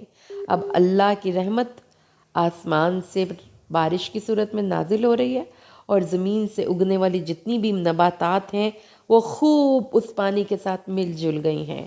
یعنی انسان کی زندگی میں جوانی آ گئی ہے، اس کی زندگی میں طاقتیں آ گئی ہیں، اس کی زندگی میں پیسہ آ گیا ہے، اس کی زندگی میں کاروبار آ گیا ہے۔ ٹھیک ہے، یہ ہے کہ اس نے محنت کی اپنی کھیتی پر، اس نے تعلیم حاصل کی، اس نے کاروبار کی کوشش کی، اس نے اپنی اولاد پہ کوشش کی، بہرحال جو بھی تھا اس کی زندگی جو تھی وہ پر رونق ہو گئی، اس کو اپنی مرضی کی زندگی میں وہ چیزیں مل گئیں۔ تو پھر جب زمین نے خوب آرائش حاصل کر لی اور خوب مزین ہو گئی، ٹھیک ہے جی، آپ کو طاقت مل گئی، آپ کو گھر مل گیا، آپ کی شادی ہو گئی، آپ کے بچے ہو گئے، آپ نے جو چاہا تھا زندگی میں آپ کو مل گیا، اور اس کے رہنے والوں نے یقین کر لیا کہ وہ اس پر قادر ہیں، ان کو لگا کہ میرا گھر، میرا جسم، میری مرضی، میرے بچے، میرا کاروبار۔ تو اچانک رات یا دن کو ان پر ہمارا حکم آیا اور ہم نے اسے چورا چورا کر دیا۔ تو کیا انجام ہے جوانی کا؟ ہر جوانی کے بعد بڑھاپا ہے، ہر چڑھتا ہوا سورج غروب ہوگا، ہر عروج کو زوال ہے، ہر بقا کو فنا ہے۔ زندگی میں یہی اصول ہے، تو کیا ان پہ اترانا کہ جگہ جی لگانے کی دنیا نہیں ہے؟ یہ عبرت کی جا ہے، تماشا نہیں ہے کہ دنیا میں سب مایا ہے، all is vain، سب مایا ہے، وینٹی از وینٹی، آل از وینٹی، سب ختم ہو جانے والا ہے، دنیا کی ہر چیز فانی ہے۔ اور اس لیے اللہ نے فرمایا کہ اس دنیا میں اپنا سب نہ لگا دو، بہترین اپنا دنیا کو دے کر اس دنیا سے ملے گا کیا؟ یہ تو ختم ہو جانے والا ہے۔ تو دیکھیں کہ ہر چیز چورا چورا ہو جاتی ہے، لیکن اللہ ہے جو دارالسلام کی طرف بلاتا ہے، اللہ تعالیٰ ہے جس کے گھر میں کوئی پریشانی نہیں ہے، وہاں پر ہر طرف سلام اور سلام کی آوازیں ہوں گی، اور قرآن میں فرمایا جاتا ہے رب رحمان کی طرف سے ان پر سلامتی کا پیغام بھیجا جائے گا۔ اور رسول صلی اللہ علیہ وسلم نے فرمایا ہے کہ سورۃ یاسین میں وَامْتَازُوا الْيَوْمَ أَيُّهَا الْمُجْرِمُونَ، تم پر سلامتی ہو، اور اے مجرموں علیحدہ ہو جاؤ، اور مسلمانوں اور نیک لوگوں سے کہا جائے گا کہ تم پر رب کی طرف سے سلامتی ہو۔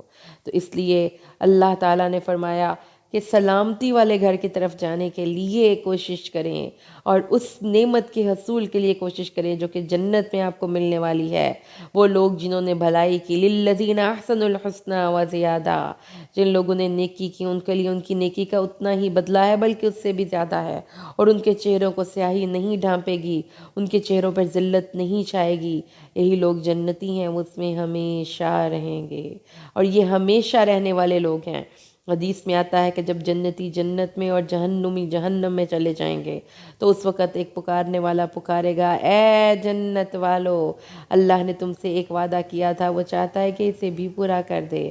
وہ کہیں گے وہ کون سا وعدہ ہے؟ کیا اس نے ہمارے میزان بھاری نہیں کر دیے؟ کیا اس نے ہمارے چہرے روشن نہیں کر دیے؟ ہمیں جنت میں داخل اور آگ سے محفوظ نہیں کر دیا؟ آپ نے فرمایا پھر اس وقت اللہ ان کے لیے اپنے چہرے سے پردہ ہٹائے گا اور وہ اللہ کا دیدار کریں گے۔ پھر فرمایا اللہ کی قسم انہیں اب تک کوئی ایسی نعمت عطا ہی نہیں ہوئی ہوگی جو انہیں اس دیدار سے زیادہ محبوب ہو، اور اس میں ان کی آنکھوں کے لیے اس سے زیادہ ٹھنڈک ہو۔ تو جس کو چاہیے وہ یہ آیت پڑھ لے، للذین احسنوا الحسنی وزیادہ، اور ان کے چہروں پر کوئی ذلت اور سیاہی نہیں چھائے گی، اور اللہ تعالیٰ فرماتے ہیں کہ ان کے لیے جنت والے ہیں، وہ اس میں ہمیشہ رہیں گے۔ لیکن جن لوگوں نے برائیاں کمائی، کسی بھی برائی کا بدلہ اسی جیسا ہوگا، اور انہیں ذلت ڈھانپ لے گی، انہیں اللہ سے بچانے والا کوئی نہ ہوگا، گویا ان کے چہروں پر اندھیری رات کے بہت سے ٹکڑے اڑا دیے گئے ہوں۔ یہی لوگ آگ والے ہیں، اس میں ہمیشہ رہیں گے۔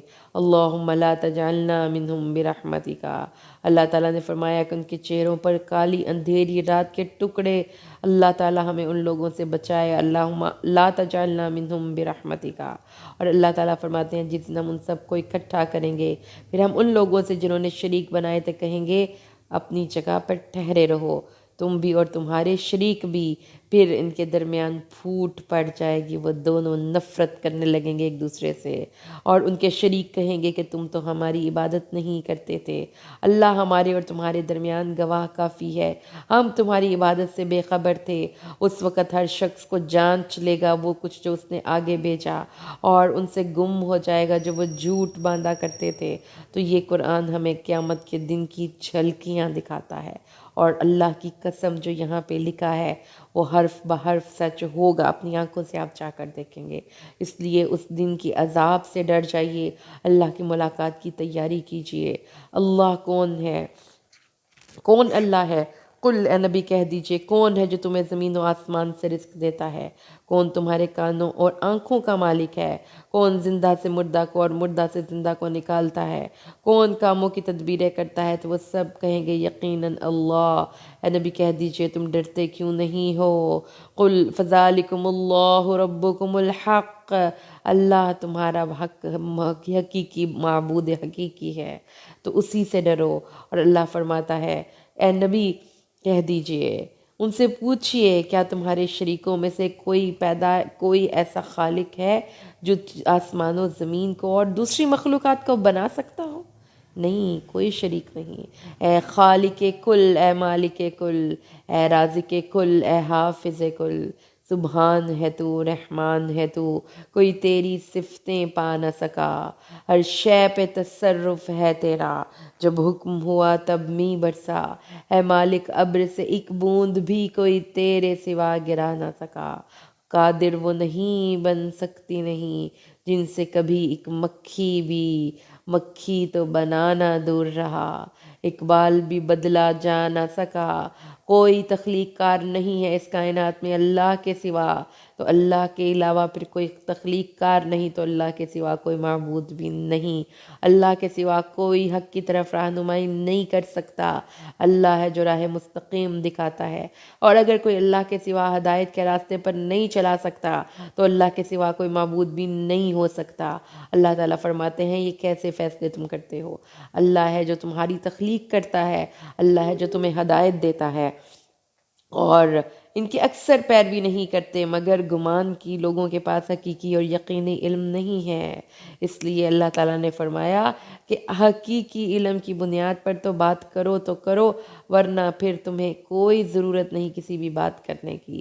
اللہ تعالیٰ نے فرمایا ہے کہ بہت سے لوگ اللہ تعالیٰ کی آیات کو جھٹلاتے ہیں، اور اللہ تعالیٰ نے فرمایا کہ وہ لوگ ہیں جو اس پر ایمان لاتے ہیں۔ قل لا املک لنفسی ضرا ولا نفعا الا ما شاء اللہ، میں اپنے جان کے لیے بھی نفع اور نقصان کا مالک نہیں ہوں۔ یہ سیلف ایکسپلینیٹری آیت ہے۔ اگر آج سے پہلے آپ کا یہ عقیدہ تھا کہ رسول صلی اللہ علیہ وآلہ وسلم ہماری دعائیں سنتے ہیں، یا ہمیں نفع یا نقصان پہنچا سکتے ہیں، یا اگر ہم نبی صلی اللہ علیہ وآلہ وسلم سے دعا مانگیں تو وہ ہماری دعائیں قبول کرنے میں اللہ تعالیٰ کو کوئی انفلوئنس کر سکتے ہیں، تو اس عقیدے کی قرآن کی اس آیت کو پڑھ کر اصلاح کر لیجئے۔ یہ سوچتا ہے کہ میرا نبی بھی میرے نفع اور نقصان کا مالک ہے، اور میں وہ بھی اپنے رحمتیں، اللہ تعالیٰ نے اپنی رحمتیں اپنے نبی کے ہاتھ میں پکڑائی ہوئی ہیں، اور جس کو چاہتے ہیں وہ دیتے ہیں، اور وہ وہاں پہ لنگر بانٹتے ہیں، اور وہ اللہ تعالیٰ کی بہاف پر ہماری دعائیں سن لیتے ہیں، تو کیونکہ اللہ تعالیٰ بڑے مصروف ہیں تو انہوں نے کچھ مانیٹرز لگا دیے ہیں کہ چلو تم بھی دے دیا کرو اور تم بھی دے دیا کرو۔ یہ کانسیپٹ ہی غلط ہے۔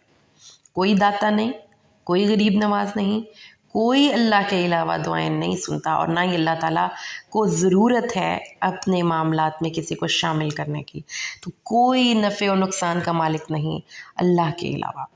قل، اے نبی کہہ دیجئے، نہیں ہوں مالک میں اپنی جان کے بھی نفع اور ضرر کا اللہ کے علاوہ، یعنی کہ رسول اپنی ذات کو بھی فائدہ نہیں پہنچا سکتے اگر اللہ نہ چاہے تو۔ ہر امت کے لیے ایک اجل ہے، اور جب ان کا وقت آ جاتا ہے تو ایک ساتھ آگے بڑھتے ہیں، نہ وہ پیچھے رہتے ہیں۔ جو بھی وقت ہے اللہ نے لکھا ہوا، اسی وقت پہ آپ کی زندگی میں خیر آئے گی، اسی وقت میں آپ کی زندگی سے شر جائے گا۔ یہ کسی کے اختیار میں نہیں کہ آپ کی زندگی میں آئی گئی تکلیف کو دور کر دے اگر اللہ نہ چاہے، اور اگر کسی کے اختیار میں نہیں کہ اگر آپ کی زندگی میں اولاد نہیں تو اللہ اولاد دے دے اگر اللہ نہ چاہے۔ اگر آپ بیٹوں کے لیے کسی پیر کے پاس جاتے ہیں، اگر اللہ چاہے گا تو بیٹے ملیں گے، اگر اللہ نہیں چاہے گا تو نہیں ملیں گے۔ قرآن سے اپنے عقائد کی اصلاح کیجئے، قرآن سے اپنے عقائد کی اصلاح کیجئے۔ اور پھر اللہ تعالیٰ نے فرمایا اگر زمین کی ساری زمین سونا سے بھر کر کسی بندے کو دے دی جائے جس کو عذاب ہو رہا ہے، اور اس کو کہا جائے کہ یہ جو سونا ہے کیا تم اللہ تعالیٰ کے اس عذاب سے چھٹکارا پانے کے لیے دے دو گے، تو وہ دے دے گا، وہ اس دن دے دے گا، اس دن وہ اتنا پیسہ بھی دینے کے لیے تیار ہوگا۔ اور جب عذاب دیکھیں گے تو ندامت، وَأَسَرُّوا النَّدَامَةَ لَمَّا رَأَوُا الْعَذَابَ وَقُضِيَ بَيْنَهُمْ بِالْقِسْطِ وَهُمْ لَا يُظْلَمُونَ، اور ان کے درمیان انصاف کے ساتھ فیصلہ کر دیا جائے گا اور ان پر ظلم نہ کیا جائے گا۔ أَلَا إِنَّ لِلَّهِ مَا فِي السَّمَاوَاتِ وَالْأَرْضِ أَلَا إِنَّ وَعْدَ اللَّهِ حَقٌّ، اللہ کا وعدہ سچا ہے، لیکن اکثر لوگ لا یعلمون نہیں جانتے۔ وہ اللہ جو زندہ کرتا ہے اور مارتا ہے، اور اللہ ہی کی طرف تم سب لوٹ کر جاؤ گے۔ सूरत यूनुस आयत नंबर 57, या अय्युहन्नास क़द जाअतकुम मौइज़तुम मिन रब्बिकुम व शिफ़ाउन लिमा फ़िस्सुदूर व हुदन व रहमतुन लिलमुमिनीन क़ुल बिफ़ज़लिल्लाहि व बिरहमतिही फ़बिज़ालिका फ़लयफ़रहू हुवा ख़ैरुम मिम्मा यजमऊन। कुरान, ये कुरान जो हम पढ़ रहे हैं, अल्लाह ने फरमाया तुम्हारे पास नसीहत आ चुकी है। हमारा बड़ा रब हमें इस कुरान के ज़रिए नसीहतें करता है और कुरान के ज़रिए हमारे दिलों की बीमारियों को शिफा मिलती है, हमें निफाक से निजात मिलती है, हमारे दिलों में ईमान रासिख होता है, हमारे दिल अल्लाह ताला के लिए साफ़ सुथरे होते हैं। ये कुरान हदायत है, ये कुरान रहमत है, ये कुरान नसीहत है, ये कुरान शिफा है और अल्लाह का फ़ज़ल है, अल्लाह की रहमत है। इतने नाम इस एक किताब के, अब इस नेमत अज़ीम के मिलने पर तो बस लाजिम है कि ये खुशियाँ मनाएं। फलयफ़रहू, इस पर जश्न मनाना बनता है भाई। ये चीज़ जो आपको मिल गई हुआ खैरुम मिम्मा यजमऊन, ये हर उस चीज़ से बेहतर है जो ये जमा कर रहे हैं, ये हर उस चीज़ से बेहतर है जो वो जमा कर रहे हैं। अल्लाह ताला ने ये बात हमें बता दी तो दोबारा से सुन लीजिए कि ये मुबारकबाद के मुस्तहिक हैं वो लोग जो अपना वक़्त इस किताब को समझने के लिए निकालते हैं। ये है अल्लाह की तरफ से मौइज़ा, ये शिफा, ये हदायत, ये रहमत, ये फ़ज़ल, ये रहमत और ये हर उस चीज़ से बेहतर है जो ये जमा करते हैं। अल्लाह ताला ने फरमाया, कुल, ए नबी कह दीजिए, क्या तुमने देखा है जो अल्लाह ने तुम्हें रिस्क दिया, तुमने खुद ही उसमें से हलाल और हराम ठहरा लिया? ये खाना हमारे लिए हलाल है, ये हराम है। अल्लाह की शरीयत में खुद ही हलाल और हराम बना लिया, खुद ही अपनी मर्ज़ी से कुछ चीज़ को कम करके कुछ को ज़्यादा कर दिया खाने पीने की चीज़ों में या वैसे मामलात में। अल्लाह ताला ने फरमाया, क्या तुम्हें अल्लाह ने इस चीज़ का इजाज़त दी थी या तुम अल्लाह पर झूठ बांध रहे हो? और क्या तुम्हें लगता है कि क़यामत का दिन कोई दिन नहीं? अल्लाह ने अपने सामने खड़ा करके पूछना है, बताओ इस चीज़ की सनत कहाँ है? अल्लाह ताला ने फरमाया, वमा ज़न्नुल लज़ीना, वो लोग जो अल्लाह पर झूठ बांधते हैं, क़यामत के बारे में उनका क्या ख्याल है? इन्नल्लाह लज़ू फ़ज़लिन अलन नास, अल्लाह लोगों पर बड़े फ़ज़ल का एहसान करने वाला है, लेकिन अक्सर लोग शुक्र नहीं करते। फिर अल्लाह ताला ने अपनी ज़ात के बारे में हमें बताया कि तुम किसी भी हालत में हो, तुम कुरान से कुछ पढ़ रहे हो, तुम और कोई काम कर रहे हो, इल्ला कुन्ना अलैकुम शुहूदा, मगर हम उस वक़्त तुम्हारे ऊपर शाहिद होते हैं। पता है शाहिद किसको कहते हैं? आई विटनेस, गवाह। जब तुम कोई भी काम कर रहे होते हो। अच्छा, वमा याज़ुबु अन रब्बिका मिन मिस्क़ालि ज़र्रतिन फ़िल अर्दि वला फ़िस समाई वला असग़रा मिन ज़ालिका वला अकबरा इल्ला फ़ी किताबिम मुबीन। अल्लाह से एक ज़र्रे बराबर भी कोई चीज़ मख्फ़ी नहीं है, ना ज़मीनों में ना आसमानों में। तो अल्लाह की मॉनिटरिंग पावर देखिए, अथॉरिटी देखिए, अल्लाह ताला के सीसीटीवी कैमरा का पिक्सल देखिए, किस कदर अल्लाह हर चीज़ को मॉनिटर कर रहा है। एक ज़र्रा भी अल्लाह की नज़र में है, तो फिर लिहाज करें ना, करना चाहिए ना अल्लाह के इल्म का लिहाज कि नहीं करना चाहिए? अल्लाह ताला को हर चीज़ का पता है और अल्लाह का इल्म हर चीज़ पर मुहीत है, लेकिन हम अल्लाह के इल्म का लिहाज नहीं करते हैं।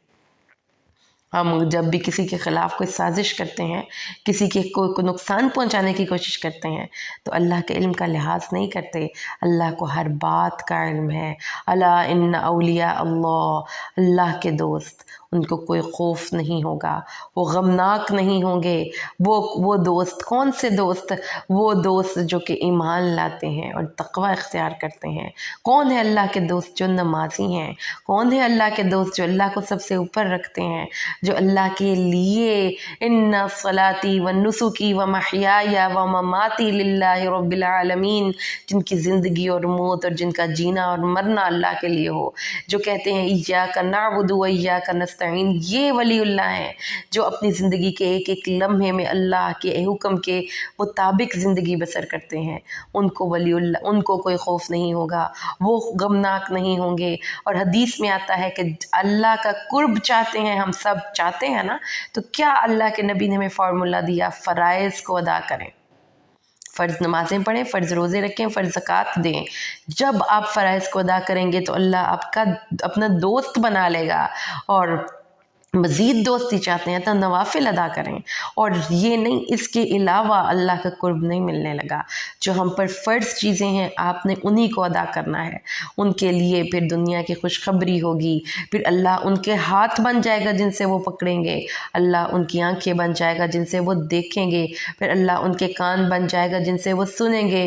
ان کے لیے دنیا کی زندگی میں بھی خوشخبریاں ہیں اور آخرت میں بھی. اللہ کی باتیں تبدیل نہیں ہوتی. یہ دوستی کا مل جانا، ذالک هو الفوز العظیم، یہ بگ اچیومنٹ ہے. آپ کے 5 سٹار، آپ کو تمغے مل گئے، آپ کے اوپر، آپ کے نامہ اعمال پہ بہت بڑے بڑے سٹارز مل گئے. ذالک هو الفوز العظیم، یہ بہت بڑی کامیابی ہے. اللہ تعالیٰ نے فرمایا سن لو، اللہ کے لیے ہی ہے ہر وہ چیز جو زمین میں ہے اور جو آسمان میں ہے. اللہ تعالیٰ نے فرمایا ہے کہ اللہ وہ ذات ہے جس نے تمہارے لیے رات میں پیدا کی تاکہ تم رات میں سکون سے سو سکو. ہر چیز نیچرلی بلب آف ہو جاتے ہیں، رات کو سو جاؤ، دن کو روشنی کر دی، بلب چلا دیے کہ اٹھ جاؤ. اللہ تعالیٰ نے اس میں نشانیاں پیدا کی ہیں. اللہ تعالیٰ فرماتے ہیں، وہ پھر ان پر نوح کا قصہ پڑھ کر سنائیے. وَاتْلُ عَلَيْهِمْ نَبَأَ نُوحٍ، جب نوح نے اپنی قوم سے کہا کہ اے میری قوم، اگر تمہیں اللہ کی آیات کے ساتھ میرا کھڑا ہونا اور میرا تزکیہ نفس کرنا تمہیں برا لگتا ہے تو میں اللہ پر بھروسہ کرتا ہوں، اور اپنے تمام کام جمع کر لو اور اپنے شرکاء کو بھی جمع کر لو، اور پھر پکا ارادہ کر کے میرے خلاف جو سازش کرنا چاہتے ہو کر گزرو اور مجھے مہلت بھی نہ دو. فَإِن تَوَلَّيْتُمْ، اگر تم انہیں اس میری بات پر کان نہ دھرے تو یاد رکھو کہ میرا تم پر کوئی اجرت نہیں ہے. میں ایک سیلف لیس انسان ہوں، میں اللہ کے لیے تمہیں نصیحت کر رہا ہوں. میں میری ذات تو تمہاری ذات پر تو میرا کوئی احسان ہی نہیں ہے. تو یہ نبیوں کی زندگیاں ہیں کہ دوسرے انسانوں کے لیے خیر خواہ، کہ کائنات کی ایک ایک چیز اسی اصول کے تحت زندگی گزار رہی ہے. سیلفش بندہ یاد رکھے گا کبھی اللہ کے قرب کے لیے کوالیفائی نہیں کر سکتا. اللہ کا قرب پانا ہے تو سیلف لیس ہونا پڑے گا. اپنا وجود دوسروں کے لیے ہر صورت میں بینیفیشل رکھیے. آپ کا وجود شجر سایہ دار ہونا چاہیے. آپ کے وجود سے خیر کے سوتے پھوٹنے چاہیے کہ کائنات میں آپ اللہ تعالیٰ کی تخلیق کا شاہکار ہے. اللہ تعالیٰ نے آپ کو آسانی تقویم میں پیدا کیا ہے. تو اگر درخت اپنا پھل خود نہیں کھاتے، اگر دریا اپنا پانی خود نہیں پیتے اور وہ دوسروں کے لیے زندگی گزارتے ہیں، تو آپ کو اللہ منتخب بھی اپنے قریب قرب کے لیے تب کرتا ہے. اور یہ قرب اللہ کے انتہائی قریب ہونے کی علامت ہے کہ آپ کے اندر یہ نبیوں جیسی سیلف لیسنس پیدا ہو جائے. نبی کہہ رہا ہے مجھے کوئی نہیں، کچھ نہیں چاہیے کہ تم مجھے 5 سٹار دے دو، مجھے کوئی اچھی ریٹنگ دے دو، بھئی مجھے کوئی اچھا ریویو دے دو کہ میرے پیج کی ریٹنگ بڑھ جائے. مجھے کچھ نہیں چاہیے تم سے، بس تم اپنے آپ کو اللہ سے جوڑ لو. مجھے تمہاری ذات سے صرف یہ ایک لالچ ہے. تو اللہ تعالیٰ، میرا اجر اللہ کے پاس ہے. اور لیکن انہوں نے اس کو جھٹلایا. نبیوں کو اتنی خیر خواہی آج کے فی زمانہ دور میں بھی، جو خلوص نیت ہے نا، وہ سب سے کم تر، وہ سب سے ارزاں بکتا ہے اس دنیا کی منڈی میں. خلوص کو کوئی لینے کے لیے تیار نہیں ہوتا. کوئی آپ کو فری آف کاسٹ پرخلوص چیز دینے کی کوشش کرے تو لوگ اس کو سب سے ہلکی قیمت لگاتے ہیں اس کی. یہ آج کے دور کی بھی بات ہے کہ اپنے کسی رشتے میں آپ مخلص ہوں گے تو لوگ آپ کے خلوص کی قدر ہی نہیں کریں گے. اور یہی ان نبیوں کے ساتھ انہوں نے کیا کہ ان کی خلوص کو انہوں نے ریجیکٹ کر دیا. فَكَذَّبُوهُ، تو اللہ تعالیٰ نے پھر اپنے اس مخلص بندے کی مدد کی. تو یاد رکھیے گا کہ اگر میں یا آپ یا کوئی بھی خلوص کے راستے پر چل رہا ہے اور ہمیں ریجیکشن کا سامنا کرنا پڑ رہا ہے، تو یاد رکھیں کہ مخلص بندے کے ساتھ تو خود اللہ کھڑا ہوتا ہے. इंसान बेशक उसको रिजेक्ट कर रहे हो, अल्लाह ने उसको प्रूव कर लिया तो वो कामयाब हो गया, फिर अल्लाह ने उसको निजात दी और उसके साथ उन मोमिनीन को निजात दी, और हमने गर्क कर दिया उन लोगों को जो हमारी निशानियों को जुटलाते थे। फिर कई रसूल भेजे, वो उनके पास निशानियाँ लाए, लेकिन तमाम लोगों ने उनको रिजेक्ट किया। तो खलूस नीयत सबसे कम तर दर्जे पर बिकता है इस दुनिया में। अल्लाह ताला के नबी मुखलिस थे ना, लोगों ने उनके खलूस को रिजेक्ट किया। अल्लाह ताला के नबी दूसरे इंसानों का भला चाहते थे, लोगों ने उनको बिल्कुल अर्ज़ां ले लिया, हल्का ले लिया। तो अल्लाह ताला फिर उन मुखलिस बंदों के साथ होता है। फिर हमने उनके बाद मूसा और हारून को फ़िरौन और उनके सरदारों की तरफ भेजा, तो क्या किया उन्होंने? तकब्बुर किया। तकब्बुर क्या होता है? अना उनके अंदर इतनी थी कि वो अपने जैसे किसी इंसान की बात नहीं सुनते थे। तो जो मुतकब्बिरीन का एक सिंबल है, अना का सिंबल है, मैं ना मानू का सिंबल है, एक शैतान है और एक फ़िरौन है। वो नहीं माना, उसको पता चल गया था कि ये मूसा अल्लाह का रसूल है, लेकिन उसके अंदर ये जो मैं ना मानू वाली हट धर्मी थी ना, ये उसके अंदर जो ये कीड़ा था तकब्बुर का, इसने उसको झुकने से मना किया था। वो अकड़ा हुआ था और वो मुजरिम था। जब उनके पास हमारा हक आया और उन्होंने कहा ये तो जादू है, उन्होंने कहा ए मूसा तुम कहते हो हक के लिए ये जादू है और जादूगर तो कभी फला नहीं पाएंगे। उन्होंने कहा क्या तू आया है इसलिए कि हमें फेर दे उस चीज़ से जिस पर हमने अपने आबाओ अजदाद को पाया है, और तुम दोनों के लिए किबरियाई हो जाए, बड़ाई हो जाए। उसको तो अपनी सोच, देखिए हम में से हर बंदा दूसरे इंसान को अपनी सोच की जाविये से देखता और परखता है। वो चूँकि खुद इस ज़मीन में बड़ाई चाहता था, इसलिए उसको लगा कि ये मूसा है, ये भी बड़ाई के लिए आया है ताकि इस ज़मीन में इक़्तिदार हासिल कर ले। हालांकि हज़रत मूसा के पास ऐसा कोई एजेंडा नहीं था, ऐसा कोई मैनिफेस्टो नहीं था। हज़रत मूसा तो अपनी कौम को उसके चुंगल से आज़ाद करवाने आए थे और अल्लाह के अहकामात को ज़मीन पर नाफिज करने आए थे। और वो कहने लगे, फ़िरौन को जब पता चला कि इनके पास मोजिज़े हैं, तो उन्होंने कहा मेरे पास हर माहिर फ़न जादूगर को लाओ। और जब जादूगर आए तो मूसा ने उन्हें कहा कि डालो जो तुम डालने वाले हो। उन्होंने डाला तो उन्होंने, हज़रत मूसा ने कहा जो तुम लाए हो ये जादू है, इसको अनकरीब अल्लाह बातिल करेगा। अल्लाह मुफ्सिदीन के काम की इस्लाह नहीं करता।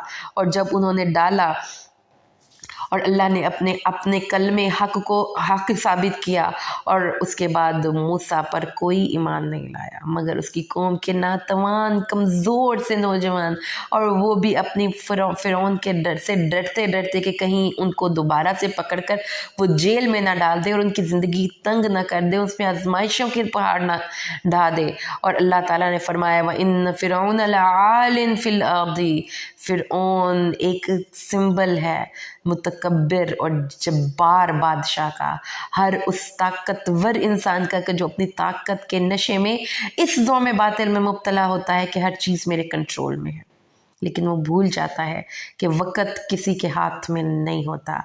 अगर आज वो जवान है और ताकतवर है तो वो अपने आप आने वाले उस बढ़ापे को और इस अपनी ताकत के गुरूब होते हुए सूरज को नहीं रोक सकता। वक़्त उसके हाथ में नहीं, वो मुसरिफीन में से था। ये हर जालिम, हर जाबिर, हर मुतकब्बिर, हर फ़िरौन की कहानी है कि सबसे बड़े गलत फहमी उसको ये होती है कि हालात मेरे कंट्रोल में हैं, मैं सबको कंट्रोल कर सकता हूँ। लेकिन अल्लाह ताला जब चाहता है तो यूं काया पलट होती है। तो हर रात के बाद दिन है, हर अंधेरी रात सहर के पर इख्तिताम पजीर होती है। हर ताकतवर से ताकतवर इंसान के इक़्तिदार का सूरज गुरूब होना लिख रखा है मुकद्दर में अल्लाह ने। इसलिए मूसा अलैहिस्सलाम को अल्लाह ताला के नबी हज़रत मूसा ने अपनी कौम से कहा तवक्कुल करो अल्लाह पर और सब्र से काम लो, इंशाअल्लाह अल्लाह ताला तुम्हारे दुश्मन को हलाक करेगा। तो उन्होंने कहा रब अलल्लाहि रब्बिना तवक्कलना, हम अपने अल्लाह पर भरोसा करते हैं।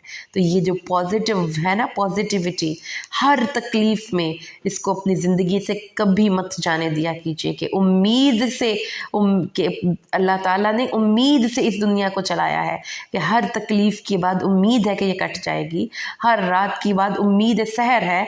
अल्लाह ताला ने फिर نجات دے دی، اور ہم نے موسیٰ اور اس کی قوم اس کے بھائی کی طرف وحی کی کہ اپنی قوم کو جگہ دو مصر میں گھروں، اور اپنے گھروں میں نماز پڑھو اور اپنے اور مومنین کو خوشخبری دے دے۔ اب حضرت موسیٰ نے ان کو اتنا سمجھایا فرعونیوں کو، وہ سن نہیں رہے بات، تو حضرت موسیٰ نے پھر ان کے حق میں بد دعا کر دی۔ حضرت موسیٰ نے کہا اے اللہ، اس فرعون کو اور فرعون اور اس کے سرداروں کو تو نے دنیا کی زندگی میں بہت سی زینت اور اموال عطا کیے ہیں، اے ہمارے رب اس لیے کہ وہ تیرے راستے سے لوگوں کو گمراہ کریں، اس لیے ان کے مالوں کو مٹا دے، ان کے دلوں کو سخت گرہ لگا دے، اور جب تک وہ دردناک عذاب نہ دیکھ لیں ایمان نہ لائیں۔ تو اللہ نے فرمایا موسیٰ اور ہارون تم دونوں کی دعا قبول کر لی گئی، اب تم دونوں سیدھے رہنا اور ان مفسدین کے راستے کی پیروی نہ کرنا۔ اور ہم نے بنی اسرائیل کو دریا کے پار اتار دیا، اور فرعون اور اس کے لشکر نے بغاوت میں ان کا پیچھا کیا، بغاوت، باغی ہو کر اور سرکش ہو کر، اور دل میں یہ سوچ رہے تھے کہ اب بھی حالات ہمارے کنٹرول میں رہیں گے جیسا کہ ہمیشہ حالات ہمارے قابو میں رہے ہیں۔ تو اس وقت اس کو غرق نے آ لیا۔ اب ہے اس فرعون کے طاقت کا سورج یکا یک غروب ہوا ہے، وہ صبح بادشاہ تھا اور اس کو پتہ ہی نہیں تھا کہ 2 گھنٹے بعد وہ سمندر میں ڈوب کر مر رہا ہوگا۔ یہ اللہ تعالیٰ کی طاقت ہے، اللہ سے ڈر جائیے۔ کسی موقع پر اگر اللہ نے آپ کو یہ اقتدار دیا ہے کہ آپ فیصلہ کرنے کی پاور میں آ گئے ہیں، آپ کے پاس ایک حکومت آ گئی ہے، آپ کے پاس اقتدار آ گیا ہے، آپ کے پاس پیسہ آ گیا ہے، آپ انسانوں کو لیڈ کر سکتے ہیں، آپ کسی کو دے سکتے ہیں اور کسی سے روک سکتے ہیں، اور آپ ظلم کی روش پر چل پڑیں، آپ نا انصافی کی روش پر چل پڑے، تو یہ فرعون کا واقعہ پڑھ لیجیے گا۔ ابھی وہ رات کو اس طاقت میں نکلا تھا اور موسیٰ کا اس طاقت سے پیچھا کیا تھا کہ ان کو تو ہم کچل کے رکھ دیں گے۔ کیا کہہ کر نکلا تھا؟ اِنَّهُ لَشِرْذِمَةٌ قَلِيلُونَ، یہ چھوٹی سی جماعت ہے، اور اِنَّا لَنَا لَغَائِظُونَ، یہ ہمیں بڑا غصہ دلا رہے ہیں، ان کو تو ہم نے آج اس طاقت کو، اپنی طاقت سے اس جماعت کو کچل کر رکھ دینا ہے۔ لیکن وہ صبح اس کے لیے بڑی بری نکلی کہ جب وہ فرعون کے اپنی طاقت کے نشے میں بدمست ہاتھی کی طرح جب وہ گیا موسیٰ کا پیچھا کرتے ہوئے، تو اس کو غرق نے آ لیا۔ اب وہ کہہ رہا ہے، وہ کہہ رہا ہے میں ایمان لایا اس پر کہ کوئی معبود نہیں سوائے اس کے جس پر بنی اسرائیل ایمان لائے، اور اب میں مسلمین میں سے ہوں۔ یہ تھا اس کی میں نہ مانو والی عادت کہ اینڈ پہ جا کر اس نے مان لیا، دل سے مان چکا تھا پہلے سے، یہ انا تھی اس کے اندر، تو اس کو ڈانٹ پلائی فرشتوں نے، آنا وقد عصیت من قبل، ابھی مان لاتا ہے، اس سے پہلے تم مفسدین میں سے تھا، تو آج تمہارے اس خاکی بدن دیکھیں۔ اللہ کا قرآن چیزوں کو دیکھنے کا اینگل یہ بتاتا ہے کہ زندگیاں نہ دیکھیں، انجام دیکھیں، یہ دیکھیں کہ اس کا اختتام کس قدر بھیانک طریقے سے ہوا، کہ اس کے بے جان لاشیں کو نہ سمندر نے قبول کیا نہ زمین نے قبول کیا، اور وہ آج تک میوزیم میں پڑا ہے، اور اللہ تعالیٰ نے اس کے بدن کو نجات دے کر دنیا کے لیے نشان عبرت بنایا کہ کسی بھی انسان کا، کہ کل من علیہا فان، اس دنیا میں ہر ایک چیز کو فنا ہوا ہے، صرف بقا میرے رب کے چہرے کو ہے، یا ان عملوں کو ہے جو اللہ کے لیے آپ نے کر لی ہے، یا اس کتاب کو ہے جو اللہ کی تصنیف ہے، یا اس نبی کو ہے جو اللہ کا نبی ہے، اس راستے پر چلے تو آپ کو بقا ہے، ورنہ کل من علیہا فان، ہر چیز کو فنا ہے، تو ہر چیز کو فنا ہے، اس دو میں باطل میں کوئی نہ رہے کہ آج میرے پاس طاقت ہے تو ہمیشہ رہے گی۔ اللہ تعالیٰ نے فرمایا، اور اے نبی صلی اللہ علیہ وسلم، اللہ تعالیٰ نے فرمایا ہے کہ اگر اس چیز کے بارے میں شک میں ہیں وہ لوگ جو ہم نے اس قرآن میں نازل کیا ہے، تو اس سارے قصے آپ کو ہم نے پڑھ کر سنا دیے ہیں، اس کتاب میں اللہ نے آپ کو حق کے ساتھ ہر چیز واضح کر دی ہے۔ اور پھر آگے چلے تو ہاں، یہ جو سورۃ یونس ہے، اب اس کی وجہ تسمیہ ہم پڑھیں گے۔ حضرت یونس کون تھے؟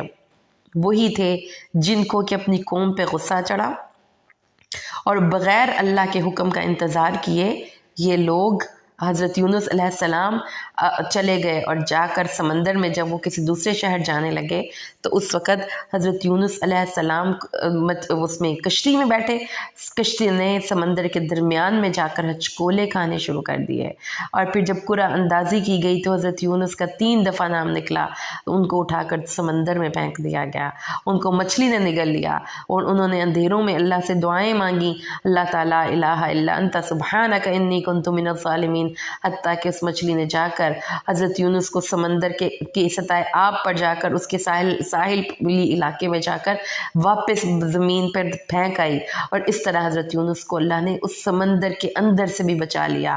اور پھر جو یونس علیہ السلام کی اپنی قوم تھی، جب حضرت یونس چلے گئے اور ان کی قوم پر عذاب کے آثار ابھی واضح ہونے شروع ہی ہوئے تو وہ ساری قوم اپنی تمام لوگوں کو لے کر ایک میدان میں جمع ہو گئی اور اللہ سے استغفار کی، تو اللہ تعالیٰ نے پھر ان سے عذاب ہٹا لیا، کیونکہ ان کے نبی کو عذاب ہو چکا تھا۔ تو اللہ تعالیٰ نے فرمایا کہ صرف واحد ایک ایسی قوم جس پر عذاب کے آثار واضح ہو جانے کے بعد بھی اللہ نے ان سے عذاب ہٹا لیا، وہ قوم یونس تھی۔ تو اللہ تعالیٰ نے فرمایا ہے کہ آگے چلے تو اللہ تعالیٰ فرماتے ہیں کسی بھی نفس کے لیے یہ جائز نہیں ہے کہ وہ ایمان لائے اللہ کے حکم کے علاوہ۔ تو جب آپ کو ہدایت کی، کیا مطلب ہے اس کا؟ کہ ہدایت اللہ ہی دیتا ہے، لیکن وہ آپ کے دل کی حالت اور آپ کی طلب پہ ڈیپینڈ کرتی ہے۔ ہدایت اللہ طالب ہدایت کو دیتا ہے، اس لیے جس کے دل میں ہدایت کی طلب نہیں ہے اس کو اللہ ہدایت نہیں دیتا۔ اور اللہ تعالیٰ نے آگے فرمایا، اے نبی صلی اللہ علیہ وسلم کہہ دیجئے، اے انسانوں اگر تم میرے دین کے بارے میں شک میں ہو تو میں ان لوگوں کی عبادت نہیں کرتا جن کی تم اللہ کو چھوڑ کر عبادت کرتے ہو، میں اللہ کی عبادت کرتا ہوں جو تمہیں بھی فوت کرتا ہے، اور میں اس چیز پر مجھے حکم دیا گیا ہے کہ میں ایمان لانے والوں میں سے ہو جاؤں، اور مجھے یہ حکم دیا گیا ہے کہ میں اپنا چہرہ اللہ کے سامنے جھکا کر اللہ کے سامنے یکسو ہو کر اپنا چہرہ متی کر لوں اور میں مشرکین میں سے نہ ہوں۔ اور اے نبی اس کو مت بلا اللہ کو چھوڑ کر جو تیرے نفع اور ضرر کا مالک نہیں ہے، اگر اے نبی تو نے بھی یہ حرکت کی تو ظالموں میں سے ہو جائے گا۔ تو سمجھ آ گئی سب کو؟ اب نہیں، اللہ کے علاوہ کسی کو آپ نے کبھی بھی دعا کے لیے ہاتھ نہیں اٹھانے، اور کبھی بھی یہ نہیں کہنا کہ اللہ تعالیٰ کے علاوہ بھی کوئی مجھے نفع یا ضرر پہنچا سکتا ہے۔ اور یہ آیت سورۃ یونس کی آیت نمبر 107 یاد کریں، کہیں پہ لکھ لیں، اپنے گھر میں سامنے لکھ کے لگا لیں، اور پھر یہ آپ کو بڑی ڈھارس دے گی۔ ان یمسسک اللہ بضر فلا کاشف لہ الا ہو، اگر آپ کو کوئی ضرر پہنچائے، کوئی ضرر اللہ پہنچانا چاہے تو اللہ کے علاوہ کوئی اس تکلیف کو دور کرنے والا نہیں ہے۔ اگر آپ کی زندگی میں کوئی انسان تنگ کرتا ہے، کوئی آپ کے لیے باس بڑا پنچ کرتا ہے، کوئی کلیگ آپ کا برا ہے، کوئی ہمسایہ خراب ہے، کوئی آپ کو بیماری ہے، کوئی رزق کی تنگی ہے، کسی پریشانی میں مبتلا ہے، تو یاد رکھیں کہ جب تک اللہ نے نہیں چاہنا اس تکلیف نے دور نہیں ہونا۔ یاد اس بات کو پھر سمجھیے کہ تقدیر میں جو آپ کا برا وقت لکھا ہے وہ برا وقت آپ نے گزارنا ہے تو ہی اچھا وقت آنا ہے۔ تو اللہ تعالیٰ نے قرآن پاک میں فرمایا ہے ان اللہ بالغ امرہ قد جعل اللہ لکل شیء قدرا، اللہ تعالیٰ اپنا کام مکمل کرتا ہے لیکن ہر چیز کا اللہ نے ایک وقت مقرر کر رکھا ہے۔ تو جب تکلیف آتی ہے تب اس میں آپ کا کیا رویہ ہونا چاہیے کہ اللہ تعالیٰ کی بندگی کر کے دکھائیں، جیسا کہ حضرت ایوب علیہ السلام پر بیماری آئی تھی تو وہ کیڑے جو ان کے جسم پہ پڑ گئے تھے، ان کے باوجود حضرت ایوب کی زبان سے ایک لفظ غلط نہیں نکلا، انہوں نے صبر کر کے دکھایا، اپنی اس بیماری پر اچھے طریقے سے اللہ کی اس رضا پہ راضی رہ کر دکھایا۔ حضرت یونس جب مچھلی کے پیٹ میں گئے وہاں پر جا کر اللہ سے دعائیں مانگی، تو اللہ کی طرف سے آنے والی آزمائشوں پر صبر کرنا ہے۔ یہ یاد رکھیں کہ جو تکلیف اللہ کی طرف سے آتی ہے اللہ نہ چاہے تو وہ تکلیف نہیں دور ہوتی، اور اگر اللہ کوئی خیر پہنچانا چاہے آپ کو تو ساری دنیا روکنے کی کوشش کرے آپ سے وہ خیر نہیں رک سکتی۔ اللہ جس کو چاہتا ہے اپنے بندوں میں سے اس خیر کو پہنچاتا ہے۔ اسی لیے رسول صلی اللہ علیہ وآلہ وسلم جب ہر فرض نماز کے بعد یہ پڑھا کرتے تھے اللہم لا مانع لما اعطیت ولا معطی لما منعت، मारता। वला यांफउ ज़ल जद्द मिनकल जद्द, जो अल्लाह किसी को भलाई पहुंचाना चाहता है अल्लाह के अलावा कोई इसको रोक नहीं सकता। अगर अल्लाह किसी को बुराई पहुंचाना चाहता है तो सारी दुनिया मिल जाए आपको अच्छाई तो वो नहीं पहुंचा सकती। हदीस सुनिए, रसूल सल्लल्लाहु अलैहि वसल्लम, अब्दुल्ला बिन अब्बास फरमाते हैं, एक दिन रसूल सल्लल्लाहु अलैहि वसल्लम के पीछे सवार था। आपने फरमाया, ऐ लड़के मैं तुम्हें चंद बातें सिखाता हूँ, तो अल्लाह का ध्यान रख, यानी अल्लाह के अहकामात का, तो वो तेरा ध्यान रखेगा। जब तू अल्लाह का ध्यान रखेगा तो तू उसे अपने सामने पाएगा। जब तू मांगे तो सिर्फ अल्लाह से मांग, जब मदद मांगनी हो तो सिर्फ अल्लाह से मांग। और जान ले कि बेशक अगर सारे लोग जमा हो जाएं कि तुझे किसी चीज़ का फ़ायदा पहुंचाएं तो इस चीज़ के सिवा कोई फ़ायदा नहीं पहुंचा सकेंगे जो अल्लाह ने तेरे लिए लिख दी है। और अगर वो सब जमा हो जाएं कि तुझे किसी चीज़ का नुकसान पहुंचाएं तो उसके सिवा तुझे कोई नुकसान नहीं पहुंचा सकेंगे जो उसने लिख दी है। कलम उठा लिए गए हैं और सहीफ़े खुश्क हो चुके हैं। और अल्लाह ताला सूरत फातिर में फरमाता है, मा यफ्तहिल्लाहु लिन्नासि मिन रहमतिन फला मुमसिका लहा, और जो कुछ अल्लाह लोगों के लिए किसी भी रहमत में से खोल दे तो उसे अल्लाह के अलावा कोई बंद करने वाला नहीं, और जो कोई बंद कर दे तो उसे कोई खोलने वाला नहीं। और वही सब पर गालिब है और कमाल हिकमत वाला है। तो हज़रत आमिर बिन कैस का कौल है, कुरान की इस आयत ने मुझे सब जहान से बेनियाज कर दिया है। ये जो आयतें आप पढ़ रहे हैं, अल्लाह ताला फरमाते हैं, कुल या अय्युहन्नास, कह दीजिए ए इंसानों, कद जाअकुमुल हक, तुम्हारे रब की तरफ से हक आ चुका है। तो जो कोई हदायत पाएगा तो अपने ही लिए हदायत पाएगा, और जो कोई गुमराह हो जाएगा तो उसका गुमराही का भी अजाब उसी पर है, और मैं तुम पर कोई गवाह नहीं हूँ। वत्तबि' मा यूहा इलैक, और वही कर उस और पैरवी कर उस चीज़ की जो तेरी तरफ वही की जाती है, और सब्र कर। अल्लाह के फ़ैसलों के जवाब में, अल्लाह के हुक्मों के आगे सर झुका दीजिए और सब्र कीजिए। अल्लाह ताला हत्ता के फ़ैसला करे और वह सबसे बेहतरीन फ़ैसला करने वाला है। अल्हम्दुलिल्लाह, हमने सूरत यूनुस की तिलावत मुकम्मल की है। सूरत हूद जो है वो तकरीबन 4-5 आयतें पहले बनती हैं 12वें पारे से, वो हम सूरत हूद से ही कल स्टार्ट करेंगे इंशाल्लाह। हमने जो आज पढ़ा है, अल्लाह के हुक्म, अल्लाह की तौफीक से, अल्लाह का शुक्र है कि अल्लाह ताला ने हमें उन चंद लोगों में शामिल किया। देखें, इस वक्त दुनिया में अंत लोग, बहुत से लोग शॉपिंग कर रहे होंगे, कुछ लोग इंटरनेट पे बैठे हुए अपनी पसंद की कोई खबरें सुन रहे होंगे, कोई ड्रामा देख रहे होंगे। उनमें से अगर चंद लोग अल्लाह के लिए अपना वक़्त खालिस करके अल्लाह की खालिस किताब का इल्म हासिल करने के लिए यहाँ पर इकट्ठे हुए हैं तो अल्लाह का शुक्र अदा करें कि अल्लाह ने हमें अपने उन चंद लोगों में मुंतखब किया है। तो ज़रूरी यही है कि हमारी चॉइस अच्छी हो। हम अल्लाह से मुलाकात के वक़्त के लिए एक बड़ा खूबसूरत सा गिफ्ट तैयार कर रहे हैं कि जब हम अल्लाह के पास जाएंगे तो हम अल्लाह ताला को ये गिफ्ट देंगे कि अल्लाह ताला तेरे लिए पढ़ा था, तेरे दीन को समझने की कोशिश की थी। अगरचे कि हक़ तो ये है कि हक़ अदा ना हुआ, लेकिन जो हमारी ह्यूमन कैपेसिटी में था हमने उसकी कोशिश भी की, उसके लिए मेहनत भी की, और अल्लाह से दुआ करते हैं कि अल्लाह इसको अल्लाह तबारक व तआला इसको कबूल फरमा लेगा। अल्लाह से दुआ करें कि अल्लाह ताला हमारी इन छोटी छोटी कोशिशों और काविशों को कबूल फरमाए और इसमें अपनी रहमत से बरकतें शामिल फरमाए। अल्लाह से दुआ करें कि अल्लाह ताला इस कुरान के खालिस इल्म को हम अपनी ज़िंदगियां बदलने के लिए पढ़ें, अपनी औलादों को पढ़ाएं, और इससे बेहतरीन फ़ायदा हम ख़ुद भी उठाएं और हम अपनी आइंदा आने वाली नस्लों के लिए भी इसको सदका जारिया के तौर पर रख कर जाएँ। अल्लाह से दुआ है अल्लाह कुरान को सही मानों में अमल करना और पढ़ना हमारे लिए आसान कर दे। अल्लाह से दुआ है अल्लाह कुरान की बरकत से हमारी ज़िंदगियां बदले, हमारे मसलों को हल करे। अल्लाह ताला इस कुरान की बरकत से हमें सेहत के साथ, आफ़ियत के साथ रमज़ान में और रमज़ान की बरकतों से और फ़यूज़ से फैज़याब होने की तौफ़ीक दे। और अल्लाह से दुआ करें कि अल्लाह इसको हमारे लिए, हमारे वालिदैन के लिए, हमारे असातिज़ा के लिए सदका जारिया बनाए। आमीन। बारकल्लाहु ली व लकुम फ़िल कुरआनिल हकीम व नफ़अनी व इय्याकुम बिल आयाति व ज़िक्रिल हकीम।